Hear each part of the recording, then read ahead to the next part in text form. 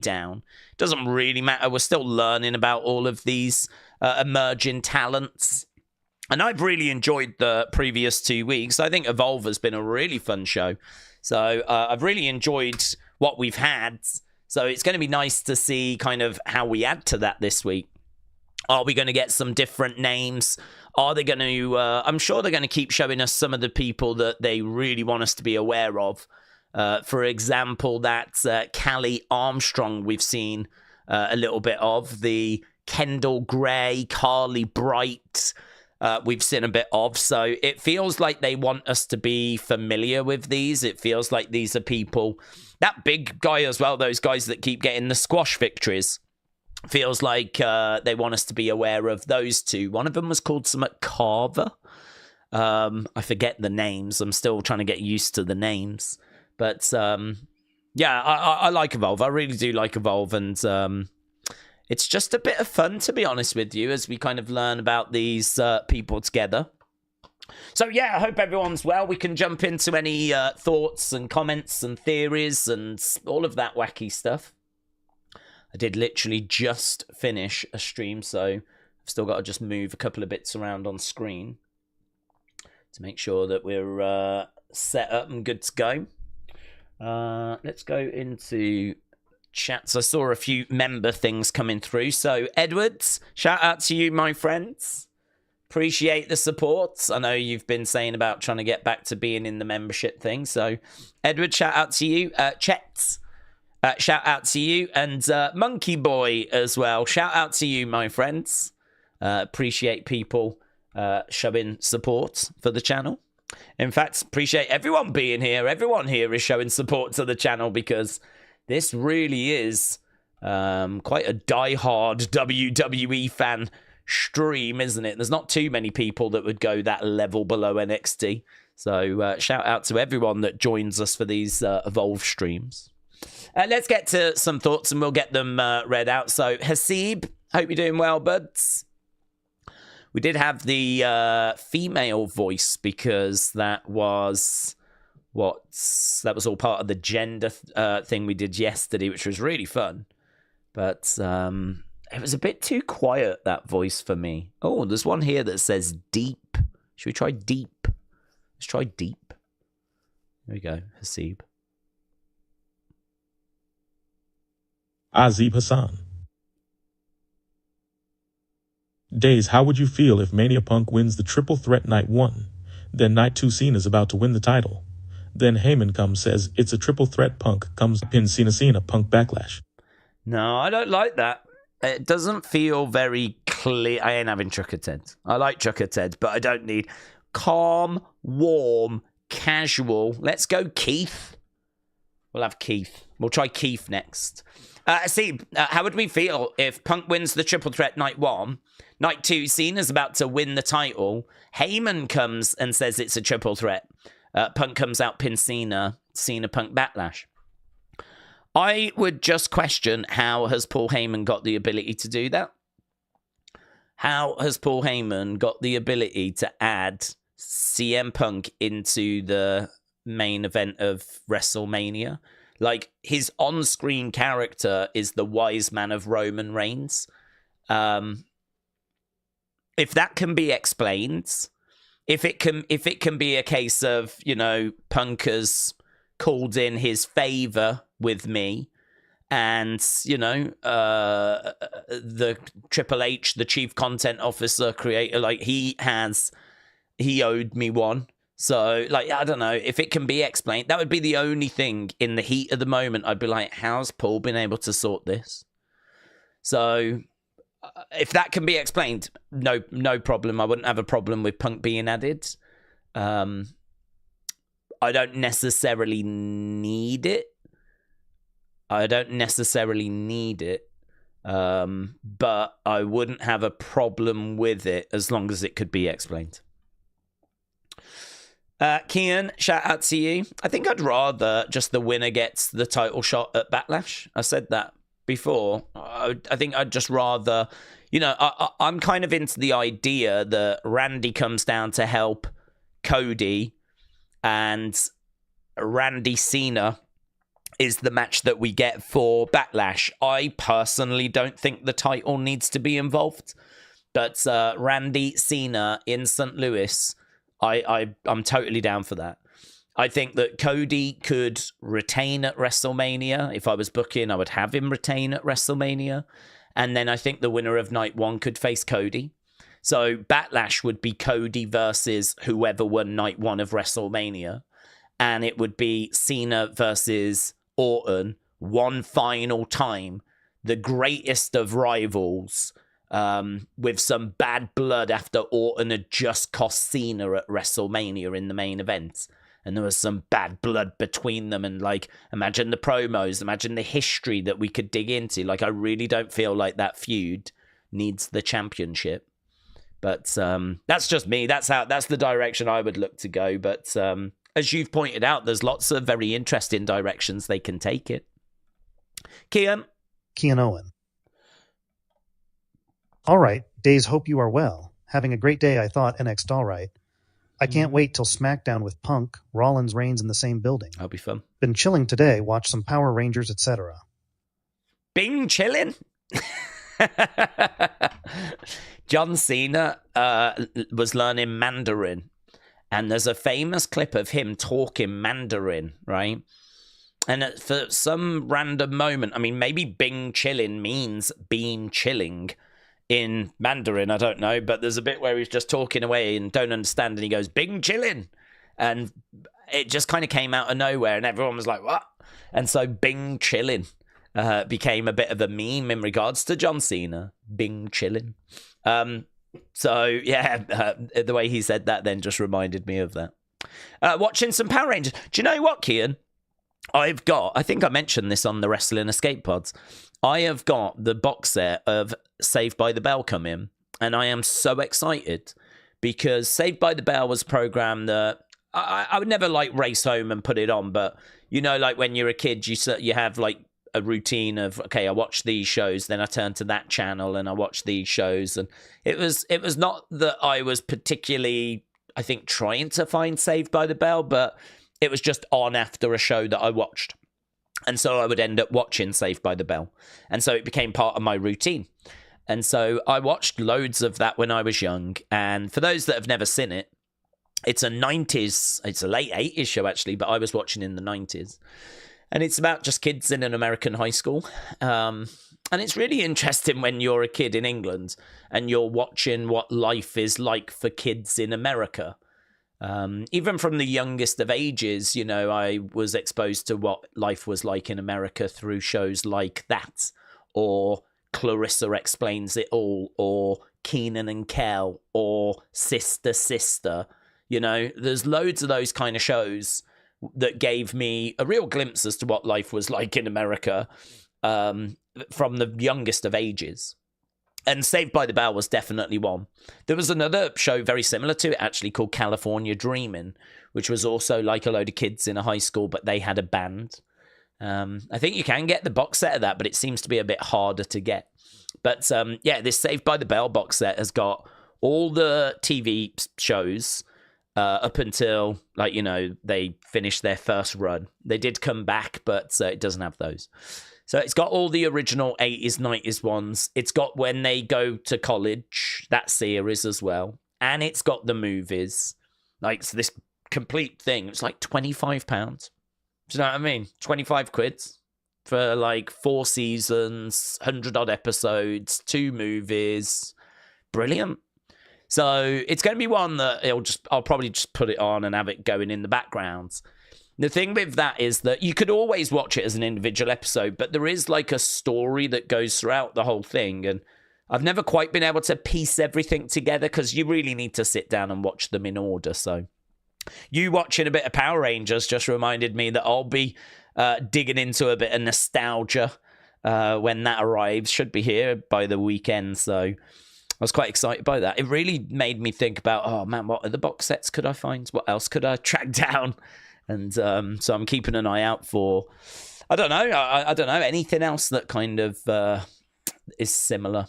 I mean, I would probably take a Sister Sister box set, but I've seen those and they're really expensive. Can't Keenan and Kel, there's a box set, but that's really expensive as well. You know, I don't want to be going crazy. I don't want to be spending like £80 or something. Do you know what I mean? 25 quid, though, felt like a real bargain for Saved by the Bell.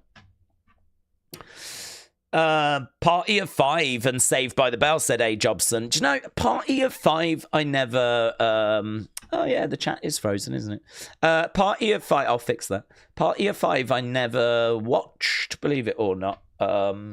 It is around that kind of same time, I believe. But yeah, I didn't see it. I saw California Dreaming. Trying to think what else I saw that's kind of similar. I saw The Adventures of Pete and Pete, which had Arnie, the strongest man in the world. Love that. Keenan and Kel, Sister or Sister, Saved by the Bell, California Dreaming. I feel like there are a couple more, but I can't. They're not coming to mind. It's that kind of...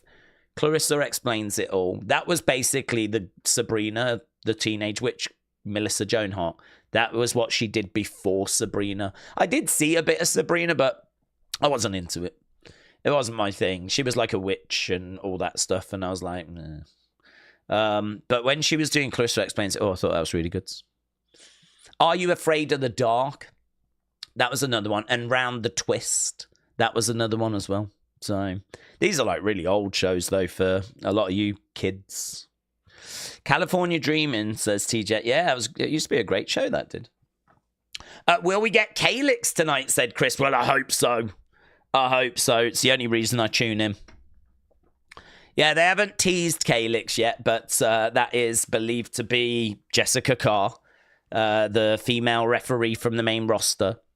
So, yeah, it'll be good when we get to that. Don't think I've bought a DVD in years. I'm just streaming all the way, says Pete Ivy. Yeah, some of this stuff is hard to stream. Some of it is hard to track down. Some of it is just not on like streaming platforms. I'm sure you could probably find it with VPNs and mess around and stuff like that. But I mean, I used to work in an entertainment store. Everyone knows I've got like flipping cupboards next to me just full of CDs and DVDs. Like, I'm not adverse to a DVD. I've got absolutely flipping thousands. So, yeah, the amount of money I must have spent in my life on DVDs and CDs would be scary. But, yeah, I mean, it's probably right that it's all gone to streaming. It's probably, I mean, I'd hardly buy any DVDs now, but I saw that and I was like, oh, mate, I got to. Right, Hannah, shout out to you. I hope you've had a good day, buds. Nice long message. We'll get Keith to read this one. Hannah. Daze. A very funny stream yesterday as it left many questions, with many saying whether you were having a kid or who is behind the new NXT group. Either way, it was an entertaining stream. Shout out to you. I'm glad you liked it, but yeah, I thought there was we had a bit of fun on there. That gender reveal was great. We were just talking about that actually on the members thing. So yeah, I'm glad you enjoyed it. Here's Vic. Boy Meets World is the best. I still love Topanga. Hasib-San. What's people's favorite Power Rangers season lol? I was never into Power Rangers personally. It was just a touch. Was it after my time? I felt like it was just a touch, like a year or two. I just missed it. I feel like Power Rangers and Pokemon. I would just miss both of those, you know. Never watched Pokemon, never played Pokemon, never collected the cards. It was just a whisper after me. And I think the same was true of Power Rangers. My brother, who's younger than me, was really into Power Rangers. He had the figures, because a lot of the vehicles they drive connect together, don't they, to make that big thing. He had that big thing that could connect, and then you could break it apart and everything. So, I mean, I think I would have been into it, to be honest with you. It was, but I mean, I don't know if people like Series 1, I would imagine, is the best. I don't know if it got better as time went by, but I certainly saw a bit of it when my brother was watching it. Flex in and step in. Shout out to you, my friends. Daze, who was your favourite character on Walking Dead, and what death upset you most? Well, I don't want to talk about death in case people haven't seen it. so I don't want to give any games away. But favorite character, boring, but it would have to be Rick. I mean, everything really revolves around him. He goes on a very interesting journey to try and find his family. And then, of course, that evolves. And for me, the whole series, and I don't know if anyone felt different, but when it comes to The Walking Dead, for me, the whole series felt like I was waiting for Rick and his group, whatever that looked like at the end, to find peace and be settled, and hopefully there be a cure, and do you know what I mean, like humanity start to kind of rebuild, and maybe, you know, like there's a way of dealing with the walkers, and, you know, there's a way of not turning into a walker when you pass away, and the whole thing is about, will they, I found or felt it was about that, and obviously we're not going to give anything away, but I kind of feel like, for me, he always remained my favorite. But yeah, death-wise, I don't want to give anything away in case people haven't watched it. It's an excellent show. If people haven't watched it, I really do recommend it. Yeah, my dad started watching it, but he was like, "Oh, I'm not sure." He's not really into that kind of thing, so I was shocked that he watched it. He was like, "I've watched a little bit of it, but I'm not sure." And I was like, "Oh, really? Where are you?" And he was like, season 3. And I was like, Jesus, you haven't watched a little bit. You're up to season 3. He was like, yeah, I just have it on in the background. I was like, okay, well, it can't be that bad if you've managed to get to season 3.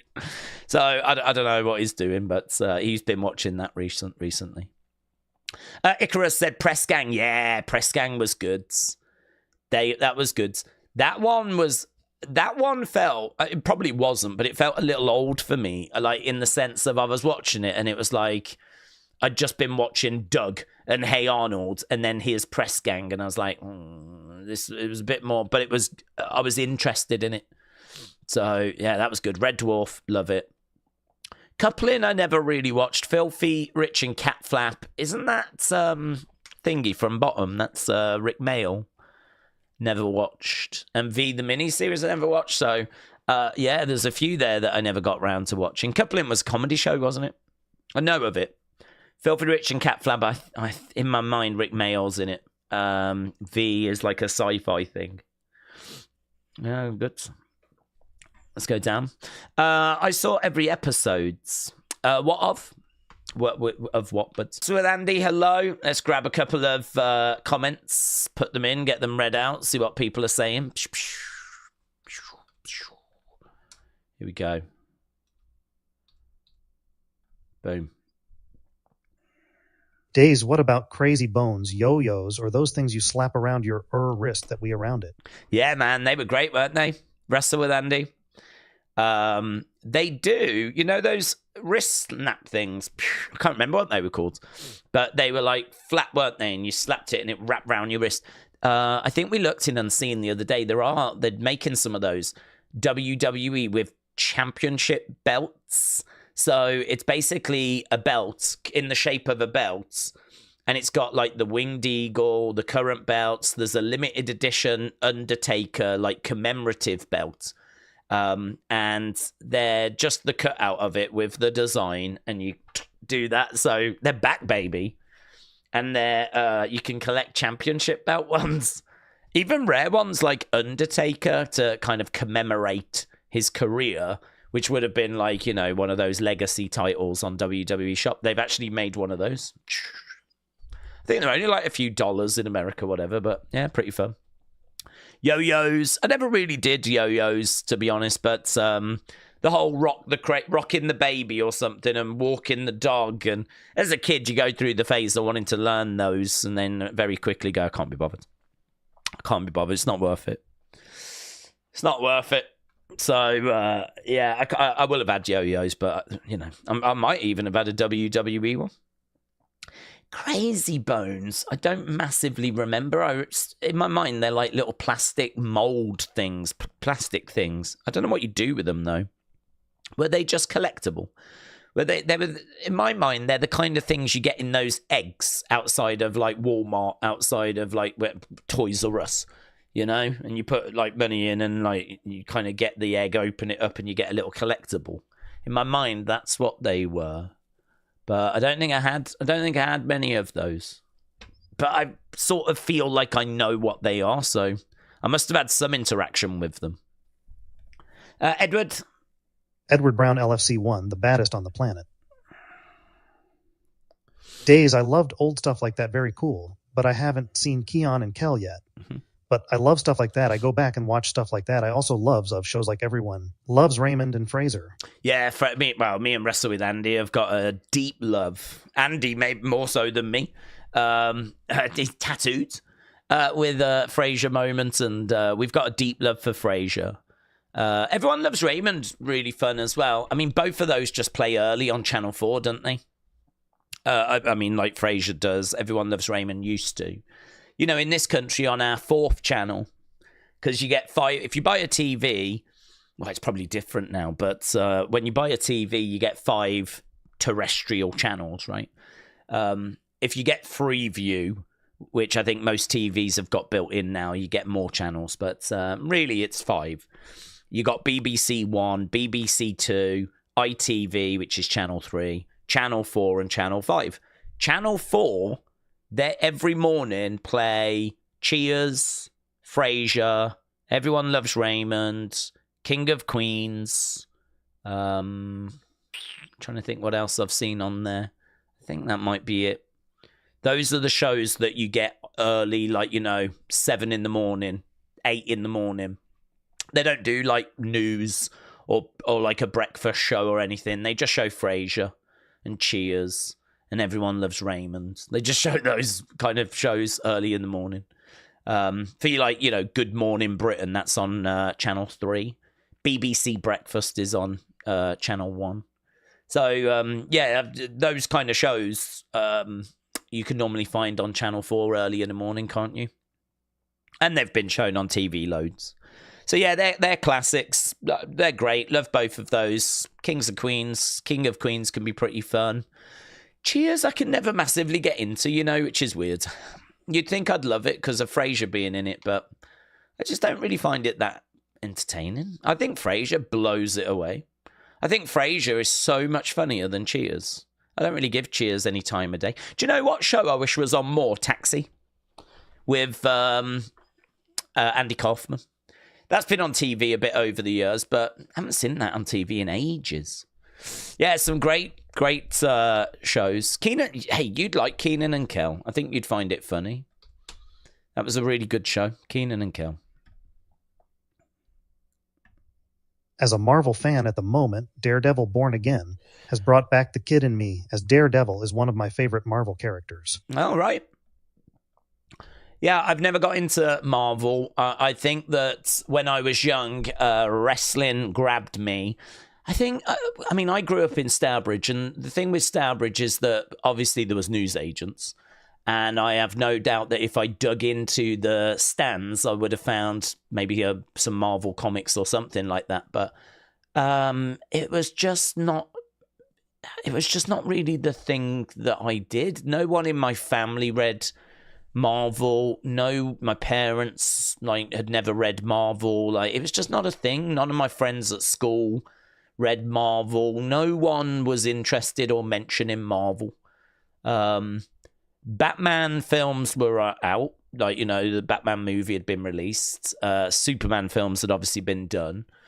But, the explosion in Marvel doesn't come until we get really to the 2000s or maybe the late 90s with X-Men. I feel like we had, Incredible Hulk. We had X-Men. But if you look at the 90s, the big blockbusters were like Titanic, Armageddon, Independence Day, Men in Black. Those are the kind of big summer blockbuster films. It's not until you get to the 2000s that Marvel really steps in and goes, right, we're going to flip and pump these things out now. And I was able, because I'd not read it when I was a kid, it just didn't grab me. I've never seen any. I reckon I've probably watched. I don't know. I really don't know. I've seen a bit of Thor. I've seen a couple of scenes from the first Avengers. I might have seen a trailer of Iron Man, and that's about it, to be honest. It's just never massively grabbed me. And I'm all right with that. I mean, it's one of those, I feel like it's very similar to wrestling in that you know it exists and you know there's people that are real big fans of it. But if it never grabbed you, if it never got you, then it's just kind of this world that's played out kind of without you, you know? And I feel like that's kind of similar to wrestling. People know it exists. People have heard of WWE. They know of Cena and Undertaker and all of that. But it's just sort of played out without them, you know? So that's kind of how I feel about with Marvel. It's this massive monster world that people are so passionate about. But it's just sort of played out without me. Nathan Troxel. Daze, what about sci-fi TV shows? I love Next Generation and Babylon 5. Yeah, I like sci-fi. Star Trek's really cool. I've told the story before that when we were young, I didn't have Sky. So we only had like those 5 channels. We got a cable package, but it was very basic. And again, it didn't have Sky. So I used to have to watch stuff with wrestling on videotapes that my uncle did. And one day I went round to my auntie and uncle's house and they had a nice big TV on the wall. I mean, like nice flat screen on the wall. I'm talking like in the 90s. And you're like, Jesus. I mean, they were really always getting the latest tech, always getting the latest stuff. And I remember going round, late night as this was. I remember going round and they were showing Next Generation. And it just looked so flipping good. It looked like a movie. But it was a TV show. And there really wasn't anything on UK TV that could kind of stack up to that. I mean, you get some impressive shots from Red Dwarf, but really, you can't compare Red Dwarf to, you know, how the production value of Star Trek. And so Star Trek it always intrigued me. From the very first moment I saw Next Generation, I was like, I want to know what this is about. This feels like a flipping movie. So, I mean, I've watched like 3 seasons of it, and I've got the box set, and I actually managed to pick up like all of the like Enterprise and Voyager. I've over the years managed to pick them up for like £20-30 each for like the complete seasons. So I've got like down here, I can see Next Generation, I can see Enterprise, I know Voyager's around, Deep Space Nine will be around. I've managed to pick them up, but I don't know. I need to work hard and then retire and then just blast through Star Trek, kind of blast through, like, you know, and learn the story. So I can't watch Picard without really understanding what happened in Next Generation.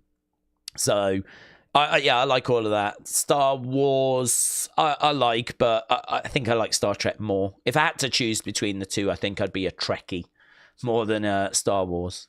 But yeah, no, I like a bit of sci-fi. Yeah, I like a bit of sci-fi. Well, I wasn't expecting these conversations, by the way, during this Evolve stream. Mackenzie said, I love Big Bang Theory.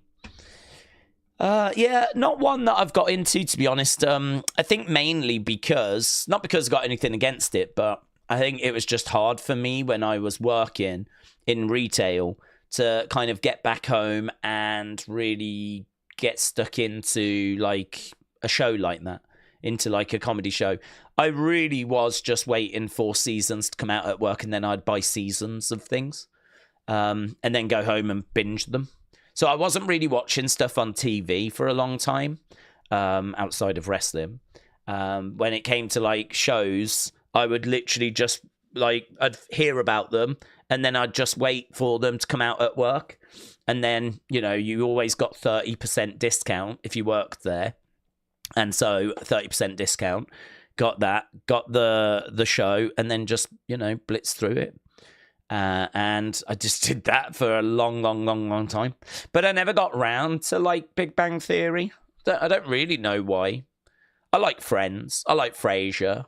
I think Big Bang Theory probably be something that I would have been into, but yeah, I don't know. Never really got round to it.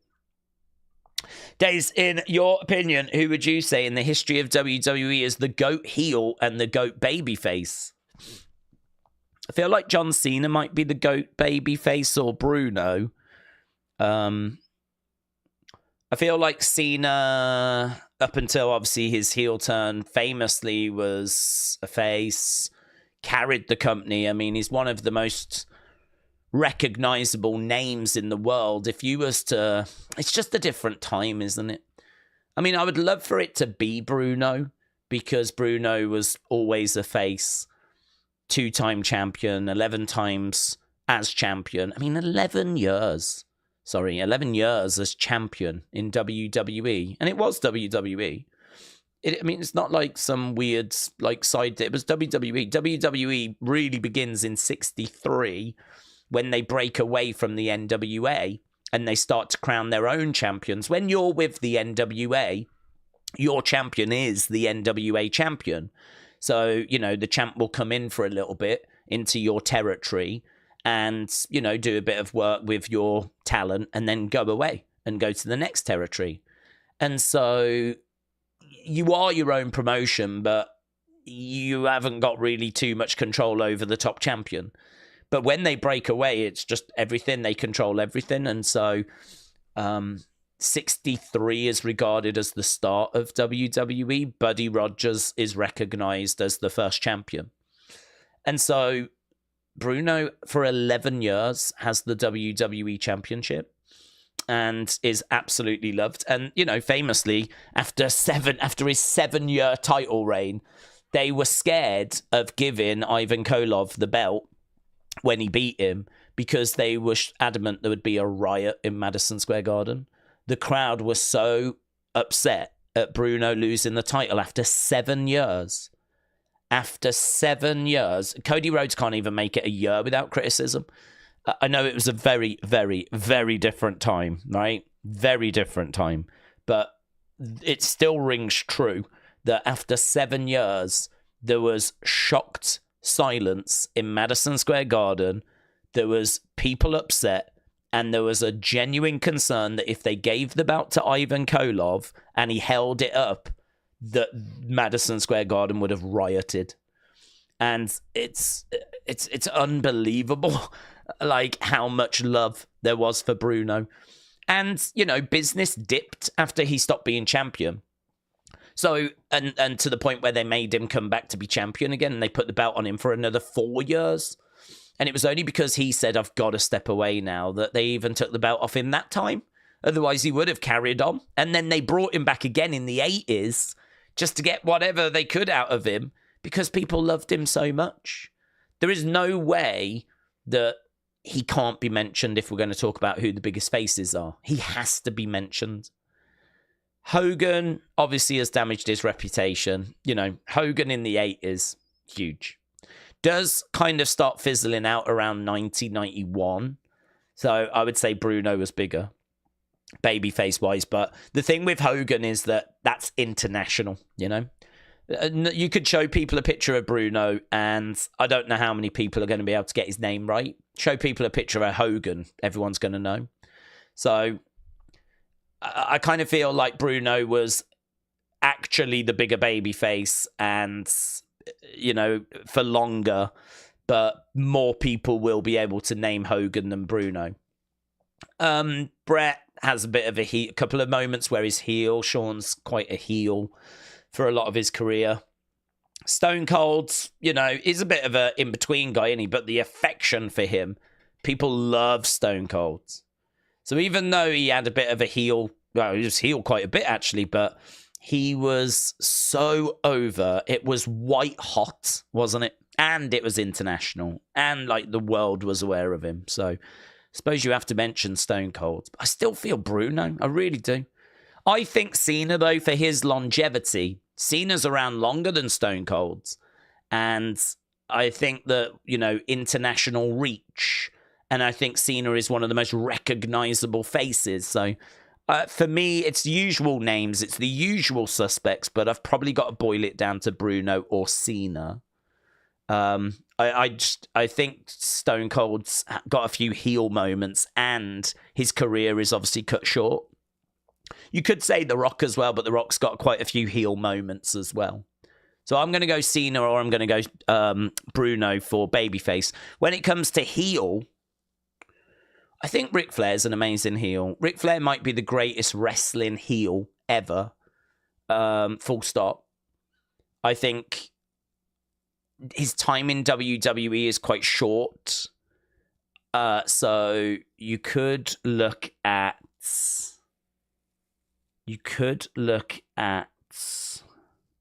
I'm thinking Randy. I think Randy was heel for a lot of his run. Legend killer. And, you know, when he was working with the Authority and everything. I think Randy's got the longevity over Rick. I think Rick's the best heel in wrestling history. But I think Randy might be the best heel in WWE history. But then you've got other names like, I mean, Jake was fantastic heel. But, you know, it never really had the success, I think, to be the best heel. You know, Randy is, 14-time champion? Something like that. So Randy's had the longevity and he's had the success. So it's just that he's also had a good chunk of time of being a face as well. Some might say Roddy Piper for the impact that he had. Some people might say... I don't think you can go Andre. Andre's time was too short. Piper would be a good shout. Brock wouldn't be a bad shout. Triple H would not be a bad shout. Triple H was heel for a lot of his time during Attitude Era. Triple H would not be a bad shout. And he was part of Authority. I'm thinking Triple H or Randy. Triple H or Randy for heel. And Bruno, Cena for face. There we go. We got there. Ric Flair's definitely the best heel, said Jamie. That 09 Randy tweet was amazing, said Mr. Unfamiliar. Yeah, that was good, wasn't it? We touched on that in Unseen. Here's Randy's thoughts. Let's go to some good names I'm seeing here. Randy Brumfield Jr. The way Piper, DiBiase, and even Bobby Heenan were heels in the 80s were on another level. Yeah. Especially when you had to deal with big boy heels like Andre, Taker, King Kong Bundy, Papa Shango. Do you know, Bobby Heenan's a fantastic shout. I didn't think about him because, you know, not really. I know he did wrestle a couple of matches, but yeah, what a fantastic shout, because he was a heel manager and he was a heel commentator and he was a heel presenter, and, you know, he was always heel throughout his kind of whole run. And he goes from what year did he come in? About 84, was it? I think it was like 84 that Heenan came in, and he gets thrown out the door, doesn't he, in 93. So, I mean, he's had a 9-year run. So, I mean, Triple H longer than that, Randy longer than that, but Bobby, oh, God. If we was to do a Mount Rushmore of just personalities in WWE history, I think Bobby might have to be the first person I'm chiseling. Bobby might be number one. Bobby Heenan might be number one. And Michael Cole might have to go on as well as... oh, God, that's interesting. Personality. How do you... Ooh, let's not get into that, because that could take a long time. How would you even boil that down? Do you know what I mean? Like, I feel like, how would you leave Michael Cole off? Because he's had 25, 26 years of service. How would you leave off, like, Bobby Heenan? You just couldn't. How would you leave off Paul Heyman? How would you leave off Jim Ross? How would you leave off Jerry the King Lawler with his contributions to commentary, which have been so sizable? How would you leave off Gorilla Monsoon? I feel like Heyman, Heenan, Michael Cole, JR might be my Mount Rushmore, but then Mean Gene. Oh my God, no! Let's not bother. Let's not bother. Edward Brown LFC won the baddest on the planet. Daze, do you remember the stream where I told you to try a legal sty called MovieBox? Pro, it's very good, honestly. I can get it on PC phones, etc. It's allowed, it's verified as well. 20 quid a year for the lot. Edward, it sounds like you're working for them, so that scares me a little bit. But shout out to you, dudes. I do remember that, yes. I think you told me about that because of me trying to watch the Bray Wyatt documentary, I seem to recall. So, and I think I did actually watch it that way. So I do appreciate that. Yeah, I do remember that. I still feel, though, probably because like I've been conditioned that way now, that I like to have the physical products. I feel that way about music as well. You know, there's a lot of like artists that release new albums, and it just doesn't feel right for me to be like, when it comes out, just go to a streaming site and play it, and that's it. And you just sit there and listen to it. Like, I know that should be enough, but when you've grown up with the joy of waking up and, okay, the album's out today, and, you know, maybe you go to work, maybe you go to school, afterwards you would go to the music shop to buy the records, and maybe it's on vinyl, maybe it's on cassette, maybe it's on CD, like, to buy it. And, you know, even then, like, maybe you were so desperate you had brought your tape player along, maybe you were so desperate you brought your CD player along to the shop so you could listen to it there and then when you bought it. But I do miss that. I really miss that. I really miss that. Like, I've bought it. I own it. I can listen to it. But I can look at the book. Or I can look at, like, the artwork, you know? I miss having something physical. And I think it's just a generational thing. Kids that have grown up without that, just, it's nothing to them now. Album's out, I'm going to listen to it. Don't need to queue up and wait. It's there. Do you know what I mean? So, but for me, I've not grown up with that. I grew up with having to wait. You couldn't just wake up and have it on your phone. There was no phone, and it was a case of then going to the shop, hoping they still had some, which they always did. They always ordered enough. I don't think I ever went to the shop and it not be there, but you always had that. I hope it's not sold out if it was something really hot. And you might get that with singles, actually. I did go to the shop to buy a single a few times and they were sold out.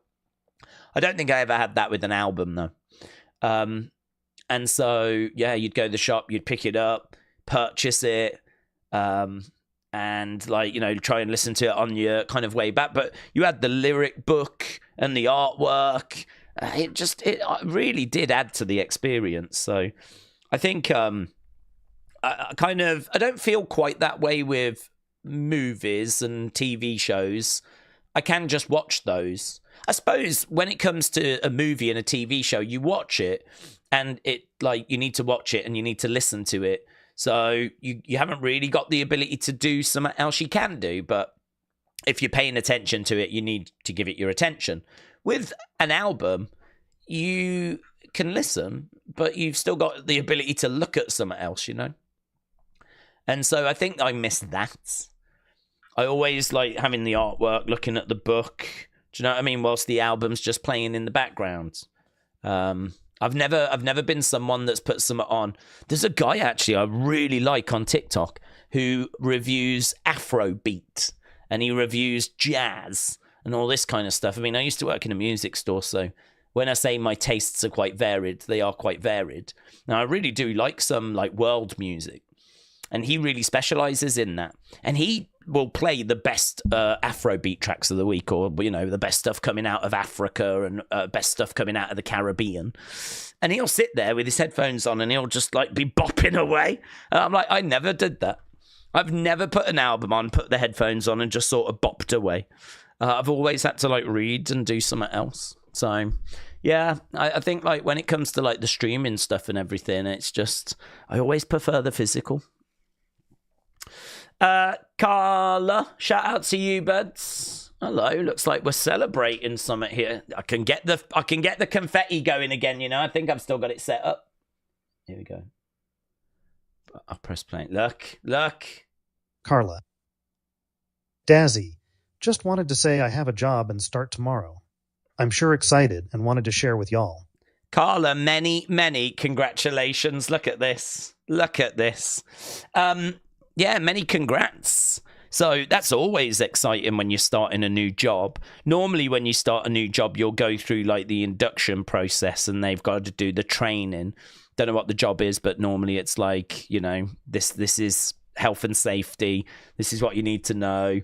This is the checklist of like the stuff we need to go through. So normally it's like an induction. Jesus Christ. Normally it's like an induction, isn't it? So people get nervous at their first day, but the first day is normally really chilled. It's normally really like, getting to know you, intro, this is the lunchroom, or whatever it is that you're doing. And then, from there, obviously, you get added more and more responsibilities and everything. And, yeah, brilliant. I hope it goes well. Well, you'll have to let us know what it is and how it goes. And if you're a little bit nervous, that's normal. Everyone's a bit nervous. But, great. Brilliant. I hope it goes well for you, buds. Everyone's going to want to know what it is, though. Yeah. Made by Dawn. Shout out to you. Got 13 minutes. Made by Dawn. If you like album experience so much, you can now go to the website while the music is playing on stream. That is true. I don't find, though, that there's really much to do on the websites. Like, I really like the yeahs, and I went onto their website the other day because I was like, what are they doing? Turns out they've actually got a tour. They're going to do a tour. But I do find a lot of the websites are very bare bones.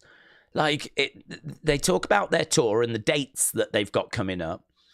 And then if I click on, like, latest news, it's like stuff from ages ago. Like, you are absolutely right. Why don't, when an album comes out, why is there not, like, a digital booklet, Why is it? I mean, maybe some artists do that, but I've not seen any yet where you can go to the website, albums out, have a look at some of the pictures of us record. I mean, like, here's a photo gallery of us recording the album. Here's some of the kind of handwritten lyrics for the album. Here's, like, some of the artwork that inspired it, or here's a bit of information about this track.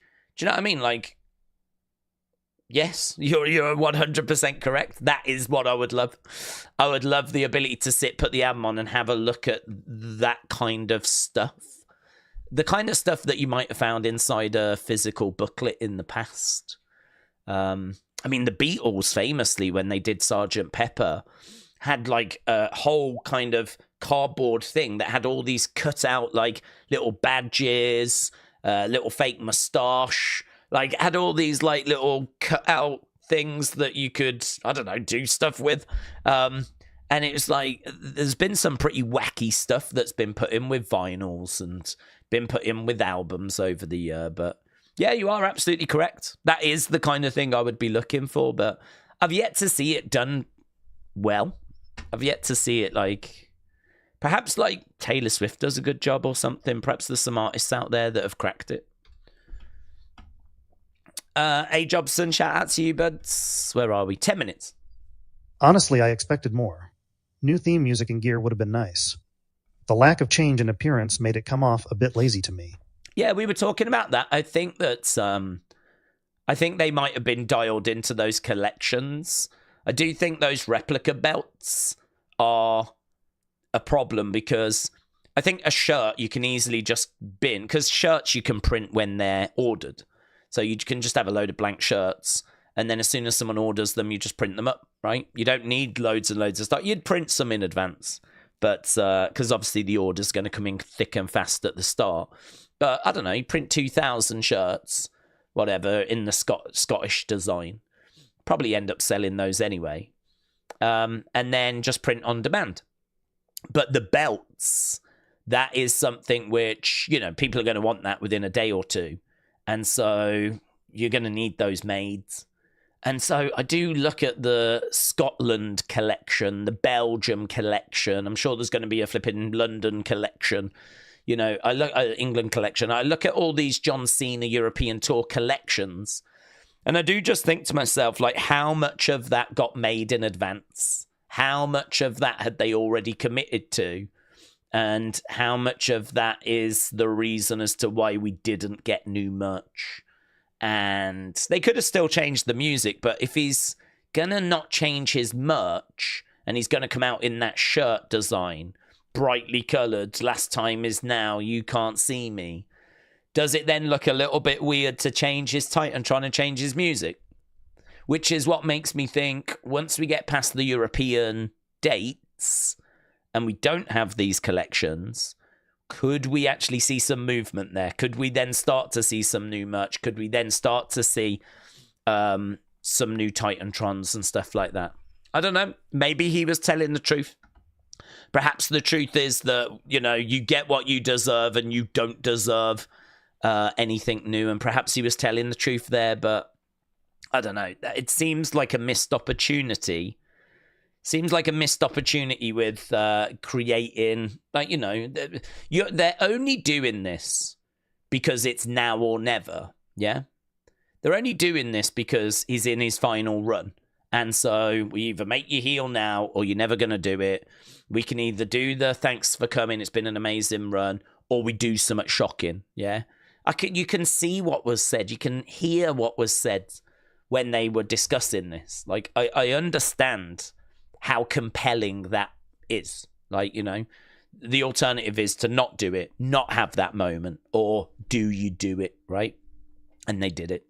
But why would you do it? Well, you would do it to explore what a heel John Cena would look like. Everyone wants a heel John Cena because they want to know what John Cena's heel music would be, what his heel merch would look like, what his promos would be like, how he would carry himself, how would he be with... Like, these are the things that people would want out of a heel Cena. So to turn him heel and then not do some of those things is really stupid. Like, it's really stupid. It's really stupid because that's the whole point in doing it, is so that we can experience what a heel Cena's like. Well, you could say, well, there's your answer. This is what a heel Cena's like. Heel Cena says you don't deserve anything different. It's like, well, you're taking away some of the fun then, aren't you? Do you know what I mean? Like, that's the whole point in this. The whole point is to see what a heel Cena would be like, and if the answer is the same, well, then don't bother. I mean, granted, we're getting different promos, of course, and the way he's carrying himself, but yeah, part of me does wonder if it's the collections that had already been made, and if maybe, you know, the further we get into this, we might then start seeing, you know. I'll be very interested what his next merch is going to look like once we're out of the European tour. Once we're out of the European tour and it's time to do his next merch for the summer, what's that going to look like? What does that look like? So I don't know that that's been made yet. So will it be the same design? I said maybe they go same sort of theme, but black. And rather than him smiling, he's frowning, but he's still doing the salute. And it's still, you can't see me, but maybe it's all a bit faded. So it's still the same theme, but it's a very different vibe. But I'm very interested to see. Yeah, they've kind of got themselves in a bit of a situation there, because I really do feel like it is because they had already started making this European merch. James Chadwick. Daze WWE are in talks to get Sting for Lex Hoff. Also, Vid of 8 getting a Bray Wyatt Tops card. Yes, I saw that video. It's nice. He gets a couple of signed items, doesn't he? And then he gets asked at the end, what card would you like to keep? And he's like, I'll keep the Bray one. So that was nice. Sting, yeah, if they get him, great. I mean, I saw an AEW fan going, what does Tony get out of this? Why would Tony agree to this? WWE are getting something, but Tony gets nothing. It's like, well, WWE don't get anything. What does WWE get? It ain't WWE that wants Sting. It's Lex that wants Sting. WWE couldn't care less if Sting was there or not, to be brutally honest. To be brutally honest, WWE does not care if Sting is part of this. They're not the ones asking for Sting. Lex is asking for Sting.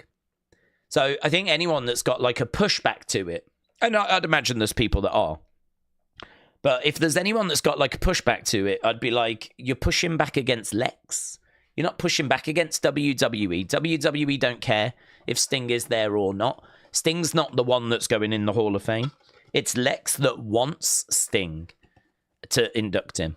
So I kind of feel like the whole, what does Tony get out of this type stuff is like, he doesn't get anything. WWE don't get anything. They get Sting on the show and they're not even bothered about it. It's Lex that wants him. So, you know, even this is tribalistic, you know? And it's like, which is no surprise. We kind of know that that's how the wrestling world is, and that's fine. But I don't think there needs to be any concessions made by WWE. I don't think they need to be like bending over backwards to try and get Sting, because it's nothing more than a conversation with Lex of, I'm sorry, they were being very difficult. So you're just going to have Diamond Dallas Page do it instead. And that's that, innit? You know, that's that. So I kind of, I understand the situation, but this is something we've encountered before. It's just one of those situations where, you know, sometimes you just can't get the thing done. And I don't know, maybe they do get it over the line. I think it would be actually good for Tony, because if Tony prevents it, it makes Tony look a little bit petty, right? I think it makes him look a little bit petty. But I could understand it, you know. He obviously has not got any love for WWE, but my point remains, it's not WWE that are going to be hurt by him saying no. It's Lex that will be hurt by Tony saying no. So, ball is in Tony's court, and if he lets Sting do it, that's great. If he doesn't, I could understand it, but I think it runs the risk of coming across a little bit petty. And so we'll have to wait and see. Yeah, we'll have to wait and see. Jamie said, what's your thoughts on Depeche Modes? I don't mind a bit of Depeche Mode. I've never really dug into the back catalogue, to be honest with you. Obviously, like some of the hits I've heard. I've got... they came out with a couple of best-ofs. There was like a orange one that covered a certain time period and a blue one that covered a different time period. I've got a nice collection that has both of those in. I don't know. I might have... Is it Violator? I might have that album, but it's not a band that I really revisit much, to be honest. They're someone that I kind of listen to so that I've got a knowledge of kind of, you know, the period they operated in, the kind of music they were making, some of the tracks, some of the hits, but some of the iconic albums. But beyond that, it's not a band that I've ever massively invested time into. I don't hate them though, you know. I kind of like kind of like electronic synth kind of vibe, and kind of like 80s moving into 90s, and they're all right. I don't know that there was ever a choice, but I much prefer New Order. I really do like some of New Order stuff, which I'd have kind of in a similar type of ballpark. James said Kenan and Kel is on Paramount Plus, but it's got several episodes missing. That's not bad. At least it's available. Okay, kids, we are just waiting for Evolve to begin, and we'll find out what it is that we've got on the show, or who it is that we've got on the show this week. I don't mind, you know, talking about whatever on these streams. I don't mind talking about whatever on any streams, but these kind of Evolve ones, you know, I really appreciate people joining us, because you really don't have to be watching this. This is, do you know what I mean? We are really going down to the level below NXT here. So this is for the hardcore of the hardcore. So if people want to talk about NXT or Raw or TV shows or whatever, I'm always going to be down for that on these streams. Okay, here we go. We are starting off with Brinley Reece. I like Brinley Reece. I've seen her quite a few times in NXT. She always had a real positive, cheery vibe. She was always doing her fitness stuff. I believe she was like a fitness instructor. The woman that wants to help the world be fit. So, Brinley Reece is inside the ring. The Brinergy. Let's find out more about the Brinergy. Brinley Reece.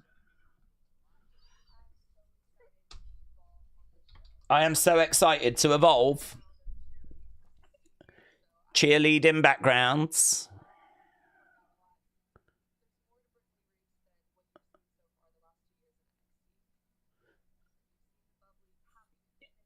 You've seen the fitness coach.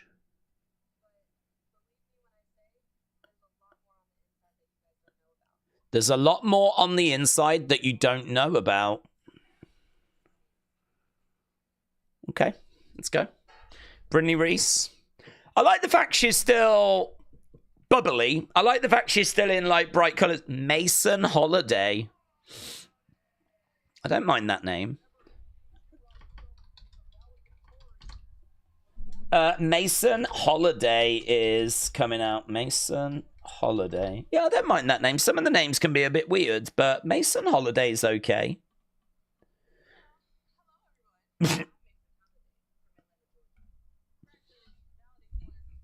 It's interesting to start with a sigh. Well, hello. It's a bit like, here we go.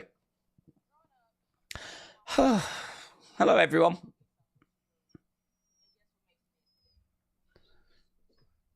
Mason is a superstar. Oh, very short. Okay, well, let's see what she can do. We know what Brinley Reece can bring. Love that. Love the fact that we click over to Brinley Reece. She's kind of doing like these squats, big smile on her face. You know, it kind of really fits the character. She's bubbly, she's smiley, she's working out. And she's in bright coloured attire. Love that as well. It's too much black in wrestling. Some bright colours. Love the kind of gym socks that she's got on as well. Ankle warmers. Mr. Stone said he's on the Bryn plan. So Mason Holiday broke 3 school records at Howard University in track and field hurdle events. Respect. I was rubbish at track and field. She's working on the arm of Brinley. It's called See Wyatt 6 posting pictures. It would be better if it was the official account. I agree. It's starting to feel like we are close, though, says Cal. I agree, buds. Nice takeover there by Brinley. We know these matches won't go long. They always keep them relatively short. Try to get on a few people. Working on the arm. And again, Brinley Reece is the ring general in this match. Going over against the ropes. Shoulder tackle. Down goes Mason. Again over the other side. Smile on her face. Love that. Flipping over. Looking for the arm drag. And Mason goes over to the corner. Little kiss of the bicep. Brinley charges over. Collides into Mason. Brinley again. One. I'm never a fan of that. I criticize that normally. Like, you do like a pretty weak move and then go for a pin. I wonder if they tell them to do that. Over against the ropes. I just sort of feel like you should know better, really. If you do a pretty weak move, you're probably not going to get a 3 count from it. Kick coming in there by Mason. Brinley in the corner. Mason on her feet, dragged into the middle. So Mason getting stomping Brinley down there. She's in control here, Mason. So she's getting an opportunity to show what she can do. Brinley in the corner gets picked up. Backbreaker. Going for the cover 1, 2. Brinley gets her shoulder up. Mason again grabbing Brinley, keeping Brinley down. Brinley trying to get over to the ropes. Brinley trying to break out. Mason not massively showing much at the moment. Crossbody there by Brinley. Mason kicks out, gets up, goes over. Back elbow there by Brinley. Brinley going over the other side. Mason in the middle, goes for a clothesline, misses. Shoulder tackle there by Brinley. Brinley coming back now. So Mason's had her moments. Brinley debuted October 2023. Former Sacramento State University cheer captain. That's okay. That kind of cartwheel forwards into the clothesline. She's got her on her shoulders. Gonna look to... What's that called? Brinham Pieces. I kind of like that move. Well, there we go. Brinley Reece picking up the victory. I didn't feel like there was much there from Mason Holiday. It felt like someone that was at a level that could give Brinley a bit of a match, you know? But Brinley picking up the win. Let's get the... sounds like Reese's Pieces. Is that what it was? Reese's Pieces.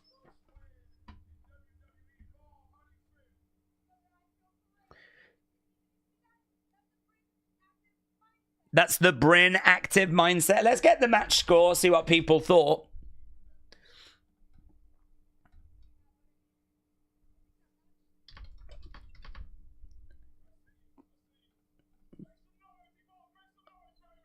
Brinley's like, I don't remember saying that when Chewie said that she had said something. Ah, Tyson and Tyreek in the crowds. They're big boys, aren't they? Look at Tyreek. Well, look at both of them. Mate, you wouldn't want to run into them.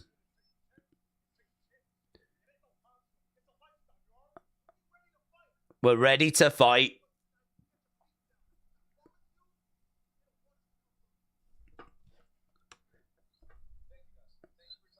Okay, Tyson and Tyreek just cut in a quick promo as they're in that VIP section. Gallus! Gallus! Well, these guys don't necessarily need Evolve. Some big names here. Mark Coffey and Joe Coffey. No Wolfgang. No Wolfgang. Yeah, 2/3 of Gallus. Who are they taking on? They've come out and they're confronting Tyson and Tyreek. Jordan Oasis and Sam Holloway are going to be their opponents. Hello. We've got a little thing here about Jordan Oasis. Mitchell said, I won't be here tomorrow, so here's my members question. Could you see a way where Cena beats Cody at Mania for 17? Rock comes out with a ref, says he's pulled strings, he screws Cena, and walks out champion. Well, I don't know if we answer that now or tomorrow, but Mitchell, shout out to you.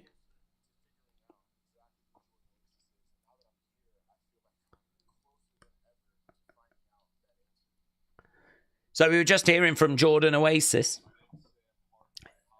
Here's Sam Hardway Holloway.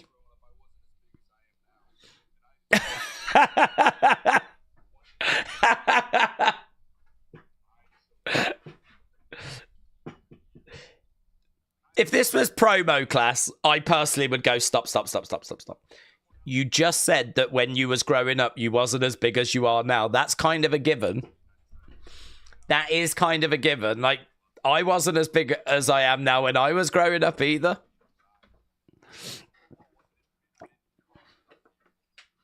I know what he's trying to say. He's trying to say that he was... he didn't have, like, you know, the presence that he has now.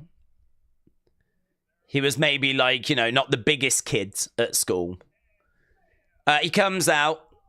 He knocks Oasis to the side there. Here's, but yeah, fun fact, growing up, he wasn't as big as what he is here. What if he was? What if he was in nursery and he was this size?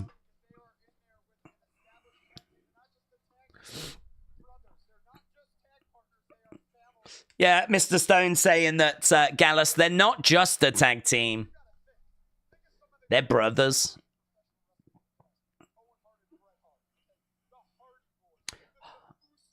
Usos, Hardy Boys. He's got a bit of a Kane vibe to his gear, doesn't he? Sam Holloway. Yeah, it's got a good size to him, actually. Locking up again. Joe Coffey, Mark Coffey. Good to see those guys. I don't know why we haven't used Mark Coffey and Joe Coffey as like a tag team. It would seem like a no-brainer, really, to just use these brothers, these Scottish brothers, as a tag team. Forearm shots. Main evented NXT UK TakeOver 2 against Gunther. Joe Coffey. Headbutt there by Joe Coffey, working on the arm. Didn't he headline the first one as well against Pete Dunne? Elbow coming in. Here's Mark Coffey. Mark Coffey with a shoulder tackle. This dude is bigger than both of the Coffey brothers. This Timu Kane. Shot coming in. Big boots. Mark Coffey, middle of the ring. He's got a mean look on his face as well, Holloway. I think there is something there, you know. Jordan Oasis comes in. He gets taken over, but nice into a headlock. Let's end the poll for the first one. Daze, that was a bit like Sid's promo with Hall and Nash. Half a brain. The half a brain promo. I've got half the brain that you do. Back elbow. I know you don't like guessing, but what do we think the odds are of Alexa Wyatt 6 doing something at WrestleMania 41? I'm going to that, and I really want to see something, said T-Money. T-Money, shout out to you. Yeah, listen, rumors were that Alexa's going to do something at WrestleMania. The only thing that's causing a bit of concern is her removal from WWE World, and I don't quite know what that means. No word of there being any issue, but it's obviously not a good sign. Oh, lovely slingshots. Yeah, that was good. Slingshotting over that top rope. By Holloway, going over. Tell you what, these newcomers are in control. So I'd say the percentage is quite good, actually, of Alexa being involved. Not so certain about Wyatt 6, but I've got to think they've got to use them somehow.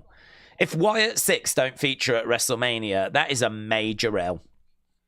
A major L. We know things have not gone to plan. We know there's been disruption. But that is a major L. Even if it's like Alexa versus Liv, singles match, just bring the Wyatt 6 out at the end. Have like Raquel and a couple of other girls, like, or Raquel and a couple of guys on the outside, Judgment Day, Dom and Carlito. You know, they're on the outside, keeping people away. You've got Raquel and Liv beating up on Alexa. I mean, it's an absolute no-brainer, open goal. Lights all go out. In the ring's the Wyatt 6. I mean, it's just done, innit? I can't see. That would be a major L to not do that. Against the ropes. Boom! That was all right by Jordan Oasis. Trained under Rikishi. He's a member of the WWE ID program. There's a breakdown here between Jordan Oasis and Holloway. Tag being made. Oasis is coming in. They're arguing amongst themselves right now. Guys, these two need to get on the same page. Otherwise, this match is going to pass them by. Over against the ropes. Big kick coming in. Oasis goes down. Holloway went to the outsides. Crowd making a little bit of noise. Kip up there by Coffey. Tag is made. In comes Joe. Joe Coffey in. He's in there with Jordan Oasis. They're throwing in some shots at the moment. Over against the ropes. Lovely reversal. Coffey over the other side. Shoulder barge. And again. Over the other side as well. Duck underneath. Look at that. In the air. Really fired up as he charges over to the corner. Oasis moves out the way. Back elbow. Trying to go up. Top rope. Looking. Oh, lovely work. 1, 2. And it's a save by Holloway. Right now, we've got Mark Coffey coming in. He throws Holloway to the outsides. Drags him out the ring, hurls him into the ring posts. Coffey goes down. I do like this Holloway. He's grown on me. Hello, is this Wolfgang? Look, he's bigger than Wolfgang. Jesus. Holloway is bigger than Wolfgang. Wolfgang of Gallus has actually come out to have a go at Holloway. Whilst there's a bit of a distraction, we got Joe Bell. All right. So is he won due to knockout? Gallus win due to a knockout. Joe Coffey just absolutely smashed Jordan Oasis. Yeah, Joe Coffey just absolutely walloped, knocked out Jordan Oasis, and they've picked up the dub here. So Gallus with the victory. Wolfgang coming out. Holloway distracted. But I feel like they gave that match a little bit more time. I think there's some raw ingredients there with Holloway. He's got a good size to him. He's got a pretty moody face on him.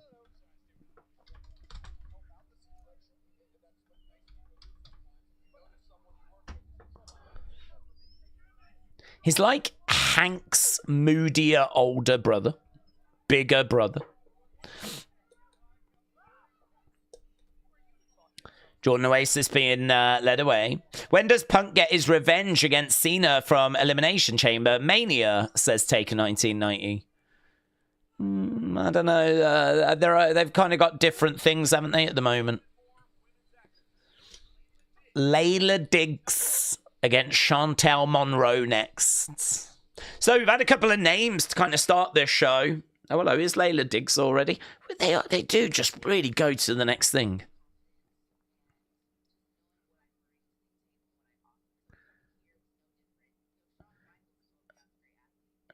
Sean told me I was a great athlete.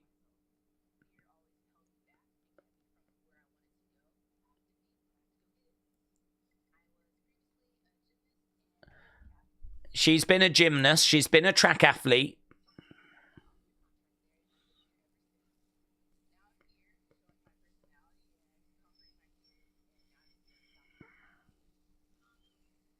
Bum, bum, bum, bum. Do you know, I feel like some of these people have been maybe on NXT UK. But, here's Leila Diggs. Never used to watch much of NXT UK. NXT Level Up, sorry. Never used to watch loads of that. But a lot of people came through there. I'm sure, certainly I know that Lola Vice was on there. Jada Parker was on there. Thea Hale, Chase U have been on there. I think a lot of people have appeared on NXT Level Up over the years before going on to make like a real name for themselves. And this is obviously the replacement to that. Lots of gymnasts. And loads of gymnasts. Mate, this girl needs to go in metaphor. Yeah, this is like Jakara and Lash Legend had a love child.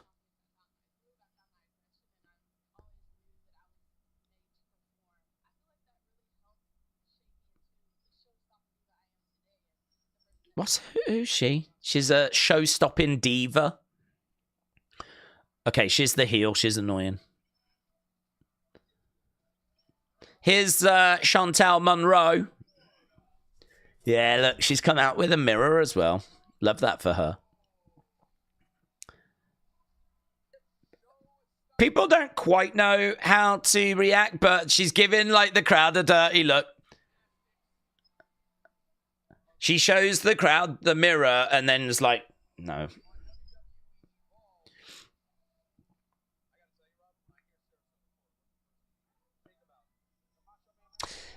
It's an interesting breakdown in the music. The music just broke down there, and when it stopped, she sort of looked out to the crowd, but I don't think people knew quite why she was doing that.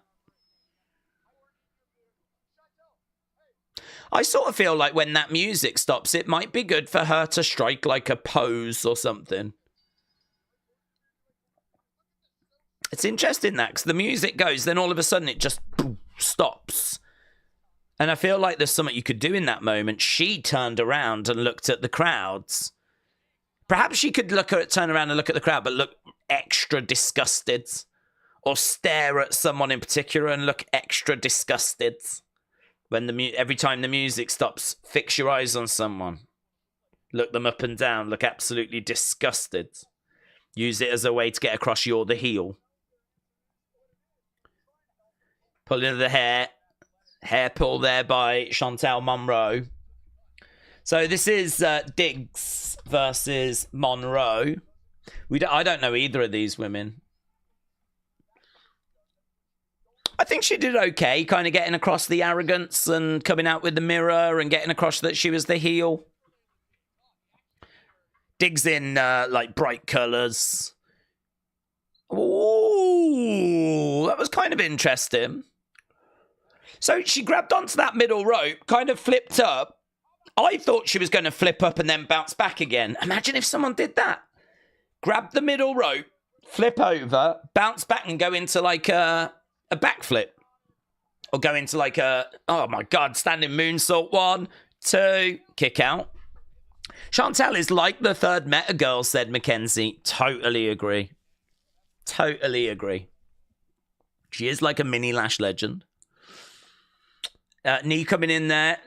Ooh, she went for a spear of the legs. Going over to the corner, grabbing the leg. She's got her on the ropes, working on that knee, pulling at that leg. Referee coming over, having her words. Forearm strike coming in there by Shantel. Stomping down. Want to see her in this moment now, just working with the crowds. No. Goes over, grabs Monroe. Grabs Diggs, sorry. Nice. Flips over, lands with double knees. 1, 2. Again there, take a moment, work with the crowds. That's something that they do teach them in NXT, is like keeping the crowd involved. There, like she's looking out at the fans. She's got a single leg Boston Crab at the moment, but she's kind of looking out at the crowds.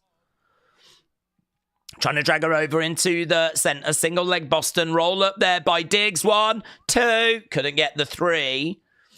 Kind of looked a little bit like Diggs let go of that. Oh, yeah. She's selling the leg. She's selling the leg because of the work that Monroe had done to it. Working on the arm. Forearm shot coming in. Diggs feels that. Another drop kick to that leg. Love that. Love that. Nice bit of selling in the corner there by Diggs. Monroe charges over. Back elbow there by Diggs. Monroe goes down. What's she going to do? Legs causing her... Maybe she's selling it a bit too much. It's only been a couple of shots to the leg, but I don't know. It's all right. I can believe it. I can vibe with it. She's on the top. One leg. Tried to flip her over. Nice. Goes down and gets the pin. Nice. So she went quite big there in the corner, Diggs. Didn't come off for her. She ends up getting trapped in a pin, and it is a win for the heel. And there's a few bits in there. There's a few bits that have gone down in that match. They were working. So far, we've had a couple of results in, and you lot are saying that the matches so far have been good. 71% there, that last match being 97% good on that last match. We'll see what people think about this one that we just had. This one was quite short. Okay, now we've got Hazy Jameson. Hazy Jameson. Couple of good spots in there, said Jennifer. Yeah, yeah.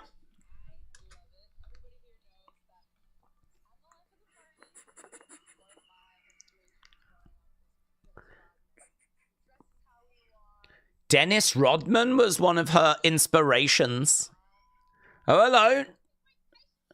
Whoa, what's kicking off here? That's just been interrupted. Cali Armstrong again. I like this girl. She stood out to me week 1. I'm different, says Kylie. She was shouting on the microphone last week as well. Here's Hayes. Very close to Daze. Hayes Jameson, the wild child. She's a party girl. Taking inspiration from Kesha. All right, I can see that. Didn't she do that TikTok song? TikTok. She did that, didn't she? Do you remember her, Kesha? It was ages ago.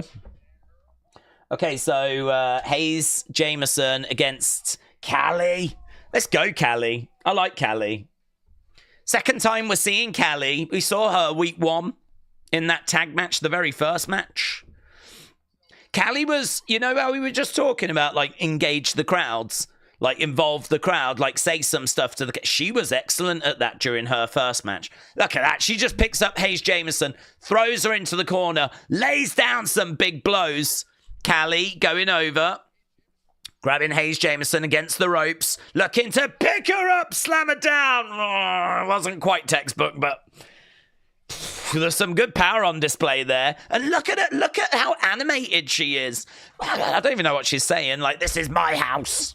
Against the ropes, quick. Look at this. Bron Breakker-esque. Bron Breakker-esque. Oh, my God. I'm a Cali Armstrong stan. She's power slammed this Hayes girl down. She's just gone, oh, mate, squash match as well. Yeah. Remember the name. Remember the name. Cali Armstrong. I love how vocal she is in the ring as well.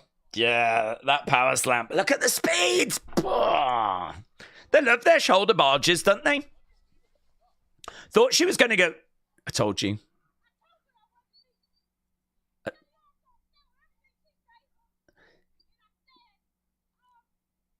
I'm different. I'm straight like that. There we go. Let's go. The message has been sent. I told you it wasn't me. When they lost week 1, it wasn't her. She's different. Main event tonight is going to be Luca Crusifino taking on Big Buddy Harvey. Oh, yeah. Coming up next. What was on that note? Okay, bit of a storyline. Love that. Love that for us. Here's Pete Rosenberg. Get better role models. Hayes. Dr. Luchalala, shout out to you. Okay, Kylie Ray is going to come out now. Kylie Ray's coming out. We're going to find out what was written on that note from Wendy Choo. There was a bear with a note. I love Kylie Ray. She's great. She should have gone to NXT, but I'm glad she didn't. I'm glad she's here. Makes this show better. Yeah, what was on the note? What did the note say?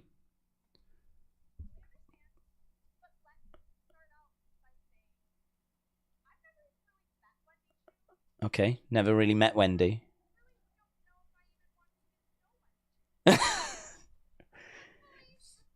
Yeah, she is scary. Yeah, I get that.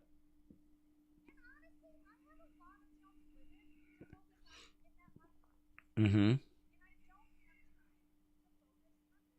What did it say? Oh, she screwed it up. She's thrown it away. And she's thrown the bear. Okay, here's Wendy. So we don't know what the note said.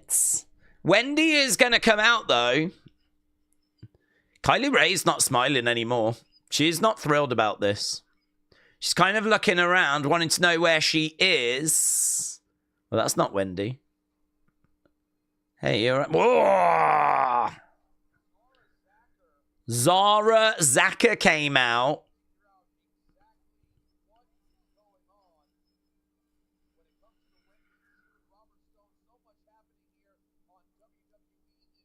Oh, well, I wanted to know what the note said. That's a cool look for Wendy, though, isn't it? Her face just being on the screen. Oh, I was hoping for a bit more from that, to be honest. Draco Knox. Imagine if it was like somewhat cryptic. That could have been fun. I love Kylie Ray, said Tony. The note said, you're a boomer. Mayor Pete, shout out to you. At least there is some story development, said Dr. Luchla. But that is true. At least it isn't just match, and it's just, that's what NXT Level Up was. So at least there is, like, feuds being built and, a little bit of storyline there. And I'm sure we'll dig into that more as the weeks go by. Has Calix debuted yet, said Mayor Pete. No sign of Calix at the moment.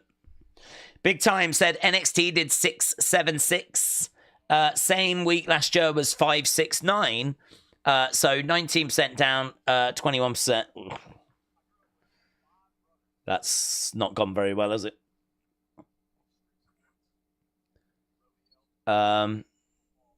Yeah, shame. I suppose you could look at it that, like, really anything over kind of 650 has got to be a dub.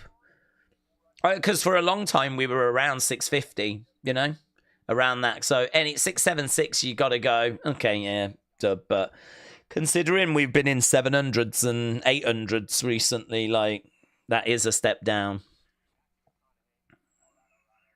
Okay, who's this boomer? Is he a bull rider?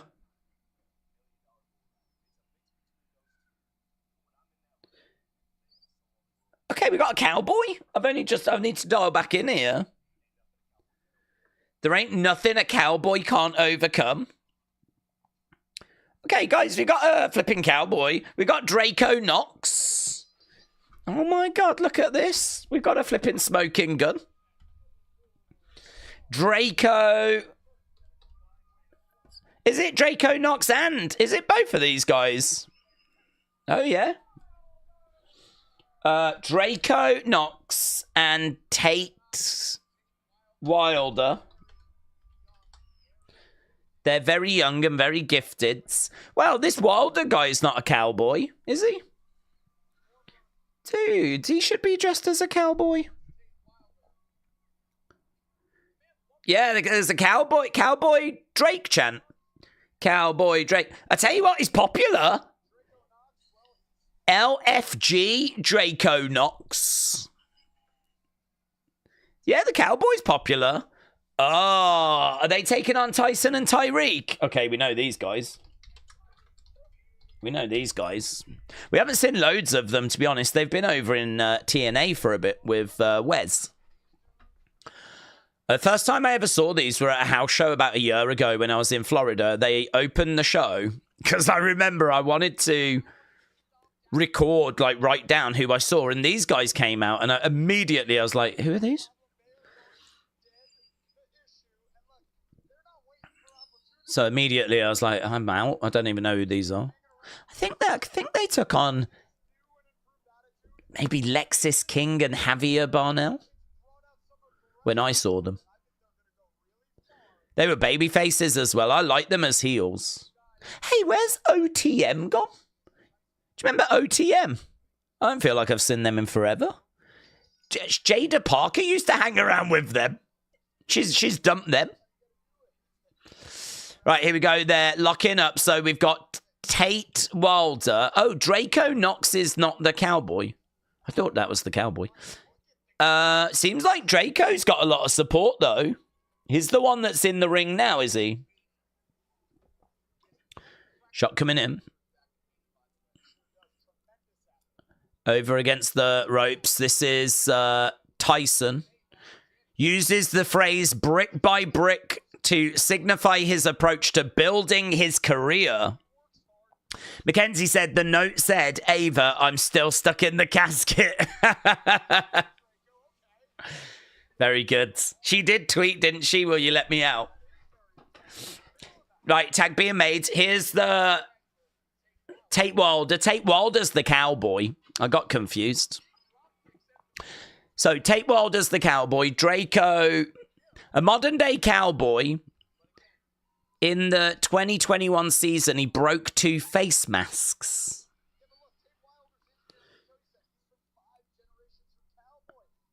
He's from 5 generations of cowboy. Inverted atomic drop onto the shoulders. Tyreek is in there. Tate lands on his feet. Goes for a clothesline. Off that middle rope. Didn't work. Went for it, though. Went for it. Respect. It wasn't a massive botch. He kind of jumped on the rope and then had to jump back off again rather than using it as a spring. Tate Wilder gets held in the corner. I think we were looking for like a snake eyes there, but he kind of overshot it a little bit. Tyson's in. Boom. Back elbow. If you notice, these two have got their names written on their ring. I don't remember them having that when we saw them in NXT before. But now we've got like Tyson and Tyreek actually written on their... Are they like dungarees, but the dungarees are just down? Tag being made. Tyreek going with a big shot to the midsection. And a big chop as well. Kick coming in there by Tyreek. Boom. Going for the cover. 1, 2. Kick out there by Tay. Oh, swipe right here. They're with Zayda Steel. I kind of like all these being together. Swipe right here.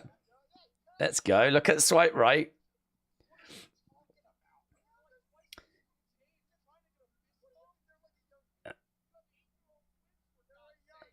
Pete Rosenberg's like, you're so cringe. You're trying to get a fist bump off these kids. Mate, they look so spring break, don't they? Swipe right just look like preppy kids that go on spring break. I bet they're fun, though. Defcon said, did you see the new Kiana figure? Just looks okay. Don't know that I have, to be honest. I don't know that I've seen a new one. I've seen one of hers that didn't look massively like her. It could be the same one. I saw, like, the original art of it and the computer image of it, you know. Big shot. I tell you what, he's in now. This Draco Knox. Oh, big slam down. James said, Daze, the note said, I'm going to make you lose your smile. Well, it worked. It worked. He goes into the corner, is down. Boot to the side of the heads by Tyreek. Tag being made. Tyson coming in. Mate, I think swipe right would get murked by Tyson and Tyreek. I think they would be absolutely destroyed. Tyson and Tyreek pick up the win. Tyson and Tyreek pick up the victory, and swipe right we're watching. Do that match. I want to see that match. I want to see swipe right against Tyson and Tyreek. I don't think it would go well for the Spring Breakers. You've got Bron Breaker and Spring Breakers. Call them that. Call them Spring Breakers. Oh, okay. It's not Tyson and Tyreek that are getting at swipe right. It is the losers. Zayda. I like Zayda with them, though. Who's that dude? Who's that Damian Priest wannabe? Luca Crusifino against Javier Barnell. Great job there by Tyson and Tyreek, said Dro. William, shout out to you.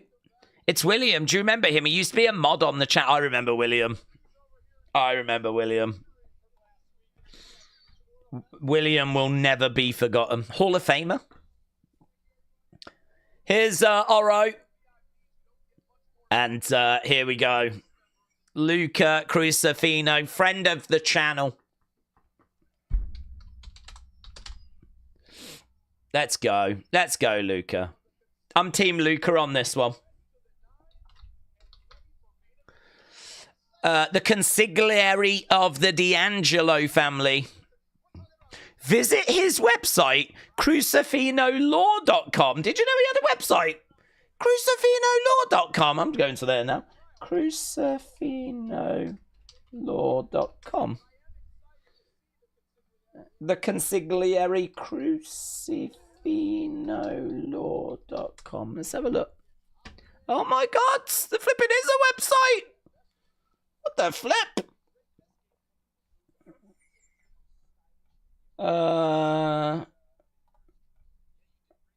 Let's go. What? Free consultation. Oh my God. Select an app to open the link. Huh? Crusifino, look, you wish you could afford the services of Luca Crusifino. I have a question. No thanks. We know that legal action can sometimes be overwhelming. We are dedicated to providing you the help in language that you can understand. If you don't feel like you understand your options, just ask. We will work to find an explanation that works for you. Merchandise, D'Angelo family merch, coming events, NXT tickets, current cases, Crusifino versus Ilya Dragunov. There was an assault in 2023. Video evidence of the assault has been released on Instagram. Video evidence of the assaults. Video evidence of an assault by Von Wagner. He must have had this a while. He must have had this a while. GoDaddy, website builder. So here we go. This is his... if you click on... What are the options? If you click up here... Testimonials. Stacks. Anonymous. These are settlements that he's managed to secure for people. Get on the path to results today. Free consultation. Oh, well, he probably gets back to you, doesn't he? I can't imagine too many people jump on this. D'Angelo family t-shirt. Probably a link to WWE shop. Yeah. That's nice, isn't it? Welcome to WWE shop. There we go. It is a website that works. That's fun.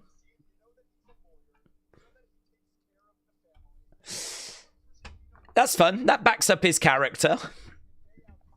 NXT live event tickets. Let's flip it and go, mate.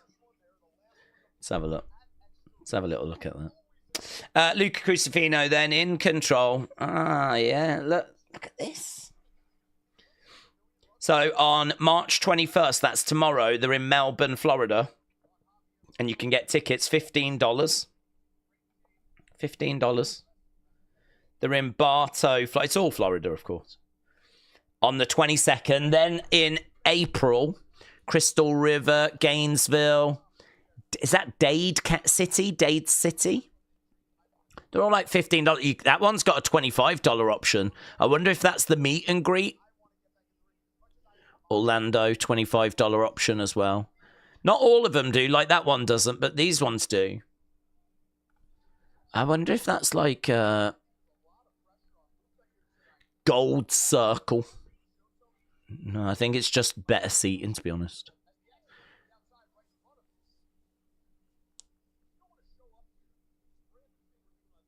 You can get meet and greet stuff, though. I did that.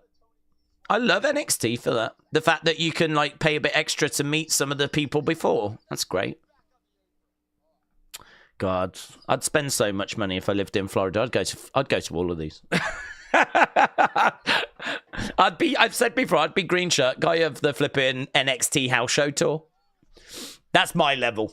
I can't do green shirt guy PLE, but yeah, $15, $25 to go to these one-off shows. Luca on the edge of the ring, looking to drop the leg there on Big Body Harvey. Luca getting back into the ring. And right now we've got Big Body Harvey down. We haven't seen Big Body Harvey in a little while, actually. Mayor Pete said, I know that you can get $100 posters signed by the whole card of PLEs. I got that for Battleground when I was in Vegas. They're great.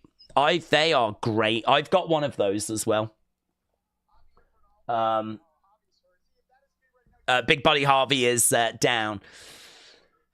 Back in 2018, I got one for $50. So the price really has gone up over the past, 6 years, 7 years. Doubled. But they're still worth it. 1, 2, kick out. Kick out. Yeah, I agree. I think that because you get, I don't know, 12, 13 autographs, something like that. On the poster, it's good. And those people, some of them are big names like Trick and Ilya or Tony or Ober or Julia, Stephanie, you know. Here we go. We got Javier getting up. Daze, can you type into the chat? I want to try something. Done it, but there. Boom. Mine has got Jordan and Ethan. Oh, that's very good. Very good. Both of those, I'm sure, are main roster bound. Big boot. Boom, lovely. Nice suplex there by Big Body Harvey. Luca down, so Javier Barnell starting to come back into this. Goes over to the corner, gets caught. Oh, into a DDT there. Going for the cover. 1, 2, shoulder up. Shoulder up. This is our main event this evening for Evolve. These two, they need to dig deep. Luca trying to get back up to his feet. Big Body Harvey getting back up to his feet as well. Big Body Harvey goes up. Oh, double knees. Knees to the face and looking to pick him up. Plants him down. Oh. Is that called the case closed? Nice. There we go. It is Luca that has picked up the victory. The wrestling lawyer gets it job done.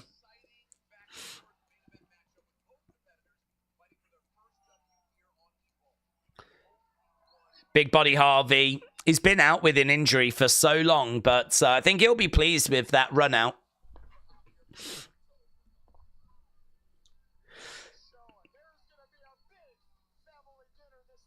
There's going to be a big family dinner this weekend. People in the crowds.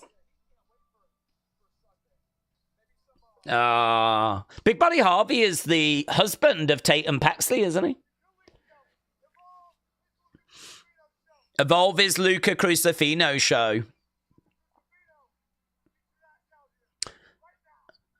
I wonder if he is going to run the stand a chance of being like the first champ. Okay, is that... Yeah, Carver. Carver's come out.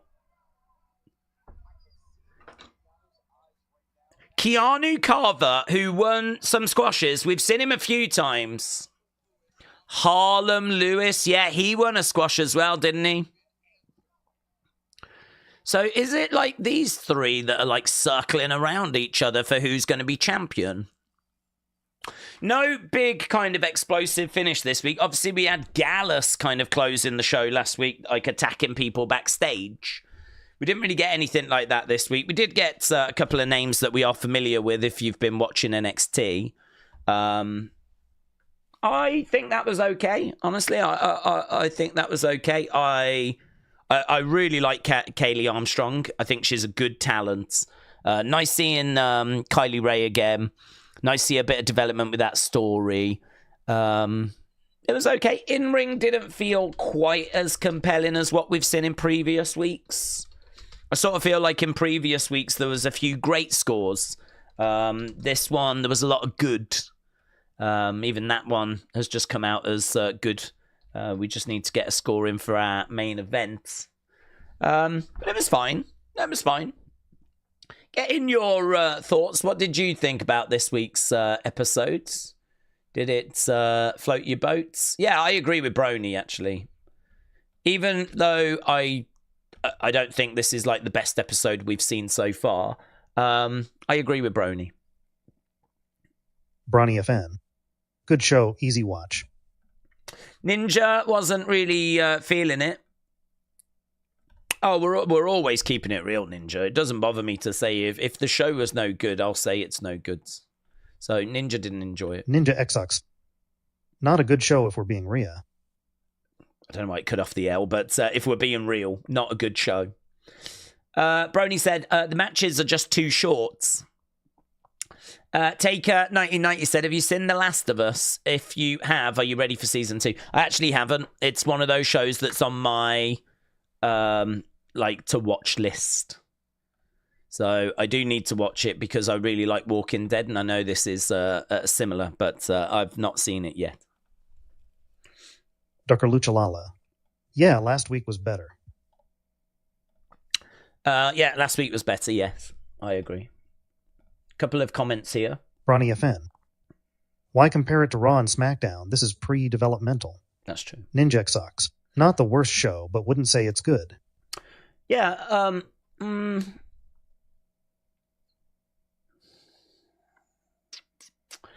you know, it's a really interesting point, because what do you class as good? I mean, I really like this show. I really genuinely have fun with this show. And I think it's because, as a wrestling fan, I watch a lot of wrestling, and it's obviously, there's the odd botch or whatever, but it's always of a certain standard. If you watch Raw or SmackDown or even NXT, it's, you know, it's got a good pace to it. I mean, Julia, Stephanie are amazing. But not everything on NXT is quite that level. This, you can see the gaps. You can see that it's not... You can see the level, yeah? And so I actually get quite a bit of enjoyment out of watching people that are learning, going out there, showing what they can do, talking about, right, what did we think about that? Where could they improve? What was you impressed with? What do you think they need to develop? Like, I think I get a lot of enjoyment out of thinking about what would you feedback? What would you give them as feedback? You know, if you take an average wrestling fan and you show them this show, not even an average wrestling fan, a casual wrestling fan, they're probably going to watch it and be like, oh, it wasn't very good. There wasn't really much there, yeah? But I'm not really watching with those eyes. I'm watching with more eyes of, okay, if I was to give them feedback after what they'd just done, what would I say to them? Let's actually dig into this. You know, like when that, I can't remember her name now, but she came out and there was like a pause in the music and there felt like an opportunity there for her to do something more significant. Or how do you, in a split second, get across to the crowd you're a heel? Because we don't know these people. So who's the face? Who's the heel? How are they communicating that? We can't massively do that on Raw, SmackDown, NXT, because we know who the people are. And so here we're just getting like quick promos and then out to the ring they go. So I sort of agree with you in regards to, as a show, was it a good show? Well, that's debatable, because I mean, I don't know that the matches really set the world on fire, and it depends how you feel about the characters that you've just been introduced to. And if you're kind of benchmarking that against like Raw, SmackDown or NXT, then I think that I can understand why the show would be lacking. But I do get an enjoyment out of watching this and thinking, what was good? What was bad? What were they going for? What will the feedback be? What were the areas of improvement? If we can then watch them next time and see some of those areas have improved, that will be interesting. So I feel like this is a show where, as a wrestling fan, you can actually dig deeper than maybe you can on Raw, SmackDown. Raw, SmackDown, you just watch what they're doing and you just kind of, follow the action. There's not too many times during a Raw or SmackDown match where we'll be like, oh, I wouldn't have done that. Or I think they were going for this, but they've just missed it. Like, normally they the matches are put together really well, and what they're going for, they get it. This is different. They don't have the move variety yet. They just have real basics. And it's like, how are they interacting with the crowd? How are they selling? What's their move set? Have they got power moves? Are they doing a lot of aerial stuff? How confident do they come across? How are they getting across if they're face or if they're heel? Is the costuming right? Could the attire be changed? I feel like with these streams, we dig into that a lot more. Because I think we can dig into it more. And I get like a kick out of that. I get an enjoyment out of that. That's how I'm enjoying Evolve. If you used to, I think, to strip that away and just look at the show and not look at that kind of critique in its side, and if you used just to look at what you presented, I could understand people going, no, I don't think this is very good. I don't think this is very good.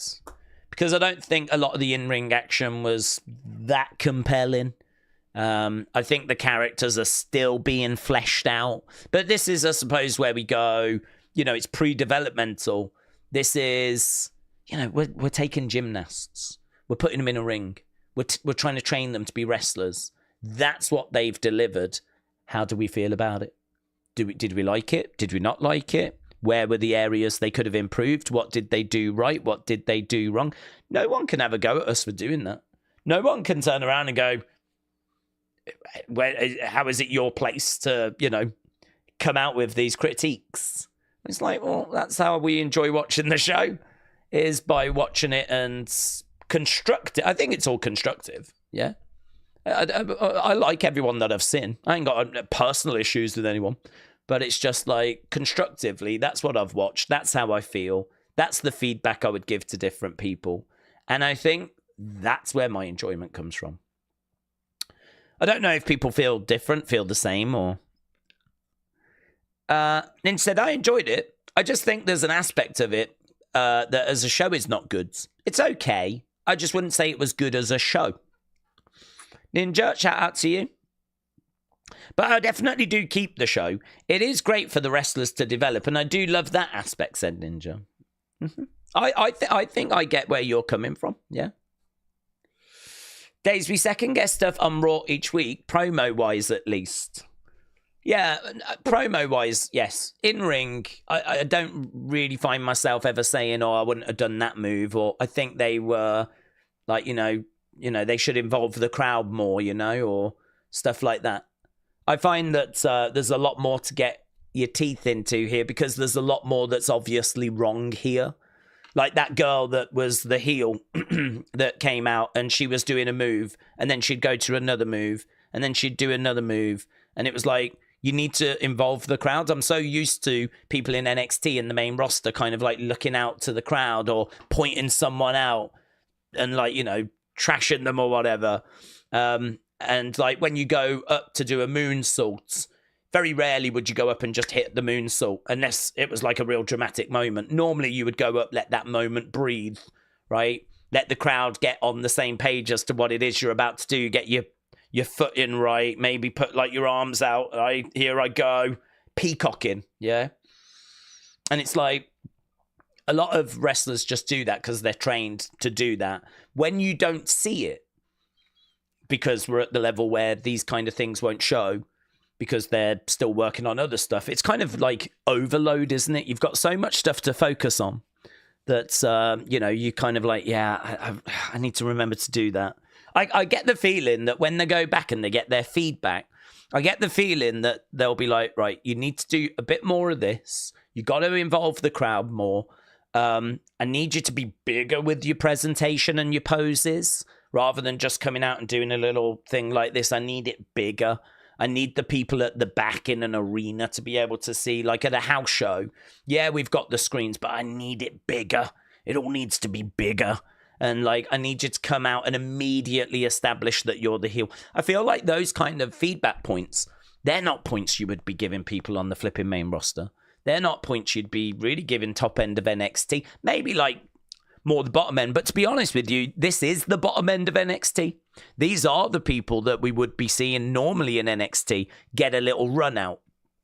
I wonder if the breakout tournament might happen on Evolve, and maybe the winner goes to NXT. I wonder if they'll change the breakout tournaments. I wonder if because it could play out here instead. A lot of that new talent could. Who was in last year's breakout tournament? Be interesting to know where they've ended up actually. Breakout tournaments NXT. Let's have a look at that. Let's have a little look. January 2nd, 2024 was when we did the last breakout tournament. So Riley Osborne against Keanu Carver. How crazy is that? December 2023, Keanu Carver was in the last breakout tournament. Isn't that funny? I don't remember who was in it, so it's really interesting to look back. So Riley Osborne got past Keanu Carver. Lexis King got past Dion Lennox, who's now in Dark State. So Dion Lennox, all the way back at the end of, this was December 2023. Obafemi, who of course would go on to win it, beat Miles Bourne.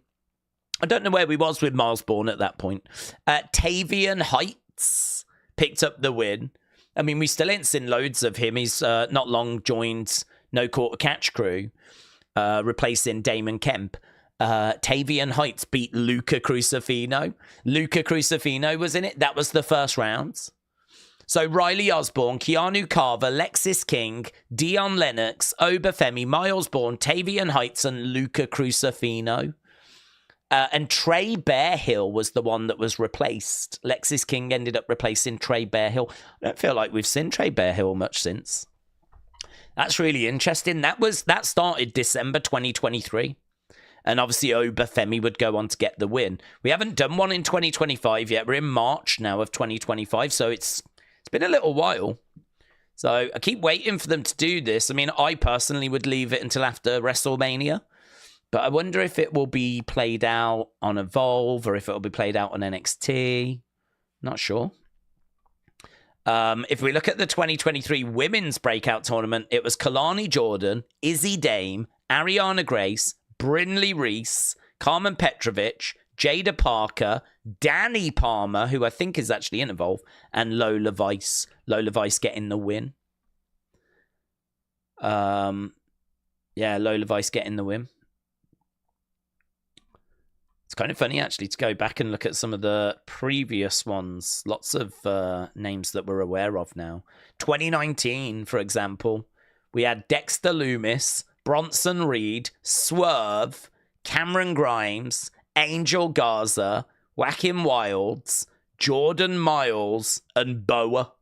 Those were the ones in the 2019 breakout tournaments. And it was Jordan Miles that picked up the victory, also known as ACH. Right. Breakout tournament on here would be cool, says Vic. Frank says they could dress better. The names are pretty corny. It's good for what the show's meant to be, meaning that the show is like a learning tree. I don't expect the kids to be like Roman Reigns level. They're learning to be that good. Defcon said, will Michael Cole ever get a new figure? Oh, yeah, I'm sure he will. I'm sure he will. Did you hear Vince bought a new wrestling company? No. Has that news broken through today? I've not heard anything about a new Vince wrestling company. I know there was rumors doing the rounds that he had been like building towards a wrestling company, but those rumors got debunked, so I don't know if they've resurfaced today. But the belief is that he sold a load of shares and he is working on like a production company, not a wrestling company.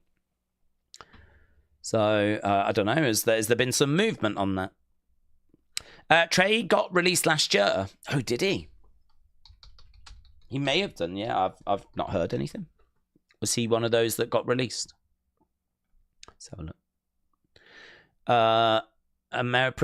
Previously signed. Yes, you're correct. His appearance November where he faced. Does it say when he was released? Don't know. Just says previously with WWE. Right. Vince is starting an adult entertainment company. Ooh, aren't we all? Riley Osborne's married to Blair Davenport, says David. He is, yes, he is. What's Vince's new company called? WTE, World Trafficking Entertainment. I probably wouldn't watch that, to be honest, TJF. Che said, there's a rumor that John Cena and Travis Scott could take on Cody Rhodes and Bad Bunny, but that could be a fake rumor. No, I think that kind of makes sense because I've not seen that confirmed or anything, but Travis Scott is believed to be having a match soon, and it is thought that it'll be a tag match. I don't think Travis Scott you can really put out there in a singles match, so putting him with John Cena makes sense. John Cena's obviously in his final year, and he's part of that same group, so that makes sense. Cena's feuding with Cody at the moment.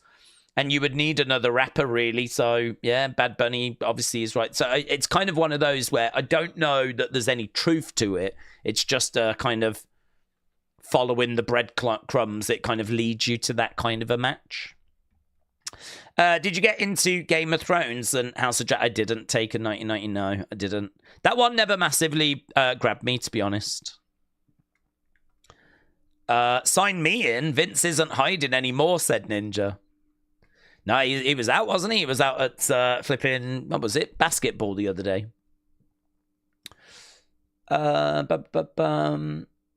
PP break match, says Frankie. Roman should go to Evolve. It's the same level. He might learn something. Isn't your problem, though, that he is a part-timer that doesn't ever show up? So even if he signed with Evolve, he probably wouldn't show up that much. David said it looked worse than he did at the Super Bowl. Looked worse than he did at the Super Bowl. He looked better than he did, though, when he had that weird villain moustache, didn't he? Do you remember when he had that little pencil thing? Little pencil moustache. Vince is going to be a guest in the Royal Rumble under a mask. He'll be known as Mr. Connecticut. I'm here for that. I'd be here for that. Gunther Logan so that he can chop him down, said Vic. Ninja said Travis Scott should wrestle his first match on Evolve. Boost the ratings. Yeah, I mean, I think what's nice about Evolve is I don't know how worried they are about ratings. They're not going to care about really what it does on their YouTube channel. Like, it really, Evolve exists for Tubi, doesn't it? So they're going to want to make sure that it's doing something positive for Tubi and that Tubi are happy that the money they're spending on it is worthwhile. So they're going to need to make sure it reaches a certain level. But I can't imagine Tubi is paying them much. I can't imagine they're paying them much for pre-developmental, you know? I have no idea what that number would be, but I can't imagine it's a lot of money. So I would imagine the pressure is not too great. I'd imagine the pressure is like, you know, you've paid for pre-developmental, we're giving you pre-developmental, we got the odd NXT star name around, Luca, Big Buddy Harvey, Wendy Choo, you know, Pete Rosenberg. I think has got like a bit of a fan base because he's a radio guy. Mr. Stone, of course. Like, there's a few people that are around and pop in, and you know, I think 40 minutes. I enjoy it for 40 minutes. It's you know, it is what it is. It's pre-developmental, and it's kind of fun to. I suppose you watch this sort of for the same reason why people would watch maybe LFG. The only difference is with LFG, you get to see the feedback, whereas here you don't get to see the feedback. You don't know kind of what they're told after the show has ended. Like, you need to tweak this, change that. We need to work on this. You went for that move. It didn't quite land. Let's go again next week.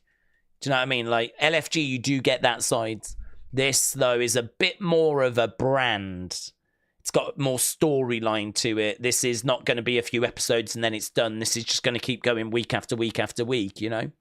So, yeah, fine. I've seen better episodes of Evolve. I don't think this was the strongest. You could even make an argument it might have been the weakest, but enough there for me. Enough there for me. So, right, I think that's it. I think we're done. Defcon said 3.5 months, no commentary table breaks. Well, they've tried. I just don't think that commentary table is set up to be. I think they've made a conscious decision to make sure that that commentary table is kind of not unbreakable, but I think they've kind of made the decision that you can get thrown on it and it'll be a bit of a harder bump than usual, so be careful. But I think there'll be a moment where it breaks, and I think when it actually does, it's going to be quite the moment when that new table breaks, and you've got to know that at some point it will. I think that'll be quite the moment. So, yeah, they've kind of dialed down on that, haven't they? Cameron Wrestling said, Daze, I've been accepted to Mr. Kennedy's school. What, like wrestling training school? Is that what it is, Cameron? Many congratulations, buds. That's very, very cool. And Mackenzie said, imagine if you started your videos with a site. Yeah, do you remember that girl that did her promo? And she was like, it was kind of, I felt like it was nerves, and I felt like it was, okay, here we go. But the problem was, she kind of spoke really quickly after it. It's one thing to go, my name, and you know, you've got that pause so they can edit, they can kind of, but she went and then straight into it. So there wasn't really the ability to kind of cut it. So that might have been a bit of a feedback point. But it is those little things like that, that like you could just like highlight and go, if you do feel that way before you do like a pre-records, maybe just get it out your system, then leave a pause so we can edit it out. Unless it's going to be a little thing that she does going forwards, I don't know. Defcon said the new Snow White is horrible. They have no prints. Really? I know there's been a lot of talk about that Snow White. I think some of the comments by Rachel Ziegler have been pretty eye-opening.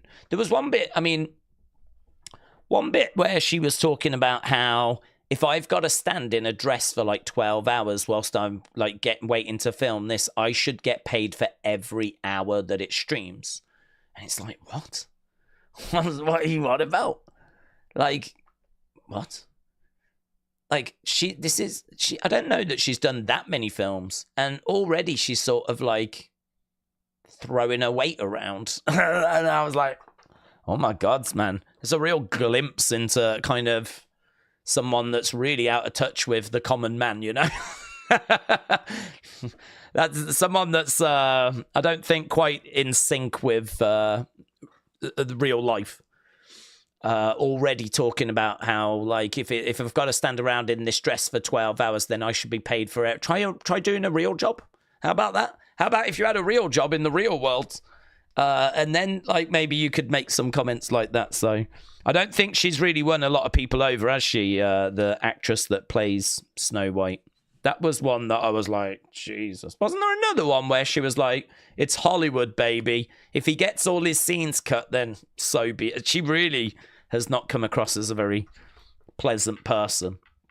So I think there's quite a few people hoping that the Snow White film doesn't perform very well. But actually I saw a few of the early reviews because I've seen like some videos recommended, like the early reviews are in, you know, for Snow White. And actually they've been relatively positive, but I don't know what the masses are saying. I've not seen any like scores. I think they've kept quite late, haven't they, for people to see it? Probably worried about like bad reviews and backlash. So yeah, that's a bit of a talking point in the entertainment world, isn't it? That's out this weekend. Take said, Daze JoJo will be at Vegas WrestleCon. Oh, that's nice. Bray fans able to see JoJo and speak to her about Bray. Did you see my question? No, I don't think I did, but see if I can see it. I was about to run away there, but I just checked and there was a couple of super chats that had slipped us by. Let me get back to where was your question? Days in October, can we do a horror movie stream where we chat nothing but horror stuff? Oh, I don't know, buds. Maybe on the members' sides. We wouldn't do that publicly. This is like, I've learnt my lesson with like on the channel. Like I tried to do lots of different things. Like we were covering, we did a cricket World Cup final because there was a lot of people that were asking about it and talking about it. We did the Super Bowl. A lot of people were asking about it. We ended up doing a side channel where we covered a whole football season. We kind of branched out into a few different bits. And really, it was lesson learned. I should have been just fully focused on wrestling. So that is my focus. My focus is on wrestling. The only time I do something different is on a Saturday where there is no wrestling. And if there is wrestling, I'd do that instead. So this weekend we've got UFC, but that's only because there's no wrestling. And I'll still do Unseen afterwards.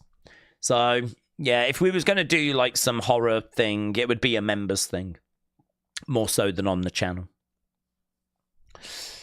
Love that Brussels sang John Cena sucks.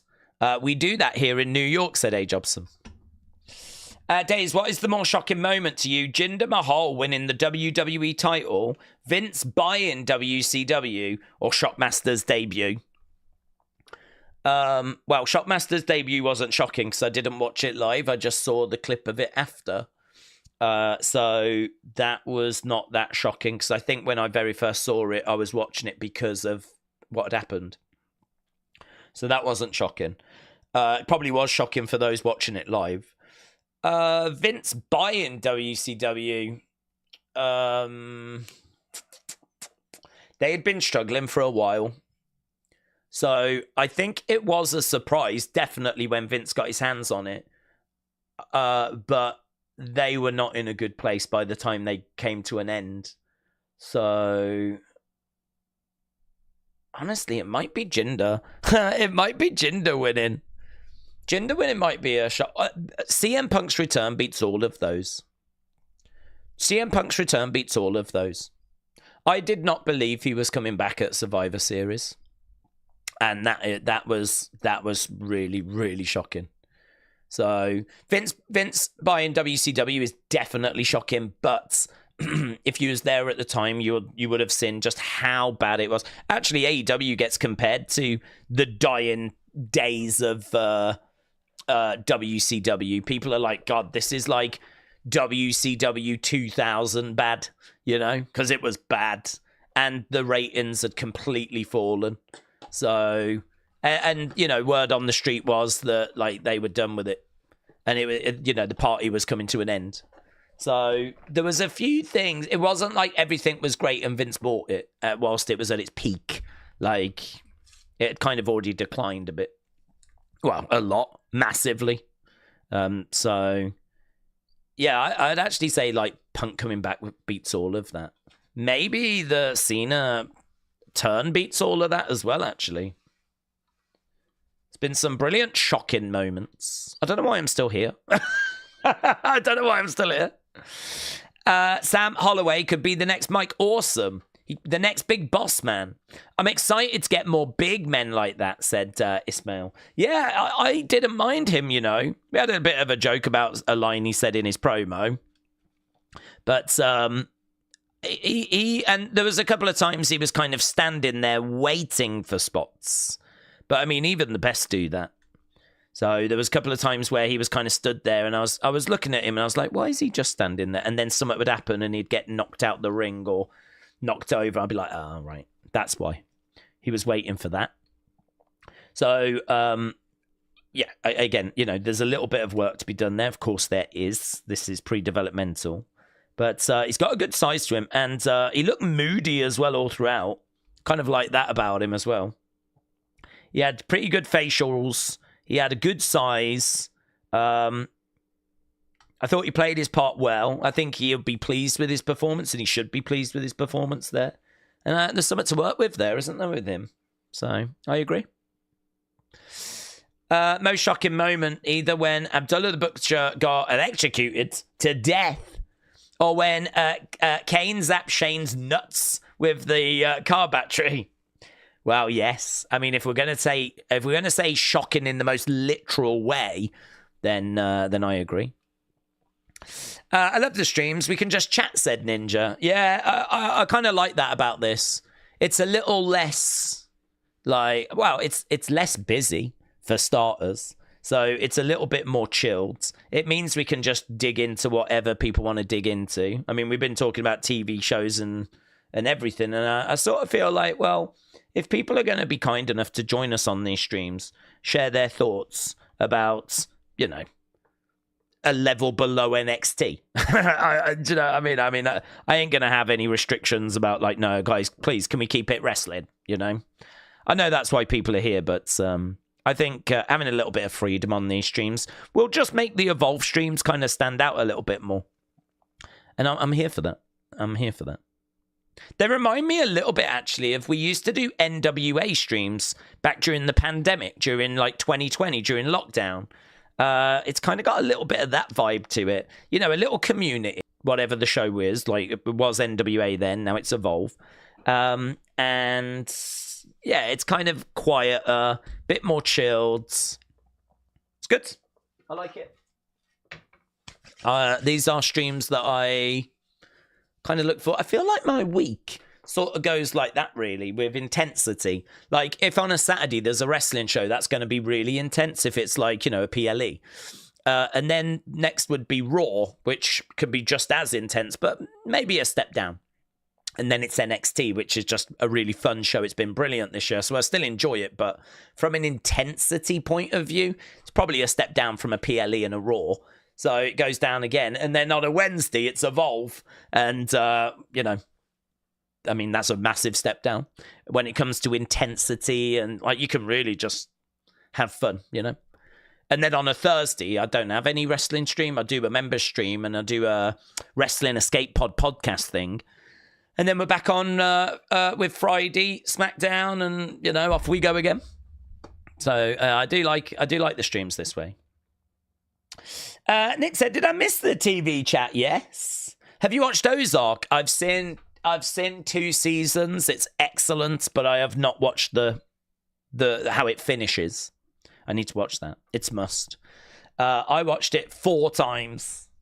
Yeah, it's where he launders money and he goes to this place where he goes to this little community, doesn't he?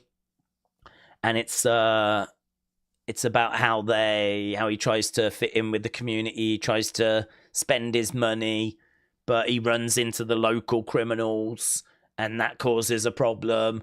And he tries to build a church to use the money that way, but that causes a problem. And it's really good. It's a little bit like Breaking Bad-esque, isn't it, really? Kind of like a good guy doing something bad. And just trying to do it for his family, trying to make money for his family. It's a little bit Breaking Bad-esque, I would say. But I've seen, I think, 2 seasons of it, and I have no idea how it ends, so... Another one for my retirement list. Okay, I really am going now. I've stuck around 20-odd minutes. Well, even longer than that, I think, after the show. Just chatting away. I need to go and work on Unseen. So, thank you for joining us. I really do appreciate it. You know that. I know that people do not need to be on these streams because this really is a deep cut. But I think, like, that's cool. That's really cool. It's cool that, like, you know, we do go down to this level. And honestly, if NXT UK had come back, I would be covering NXT UK. I don't really worry about how many people join us for this stream. It's more about, I suppose, just having a bit of fun, having a bit of a chit chat, and putting some different content onto the channel as well. So, yeah, thanks for joining us. Really appreciate it. Hope you had a good day. And I'm going to go and work on Unseen. So thanks for watching. Enjoy the rest of your evening.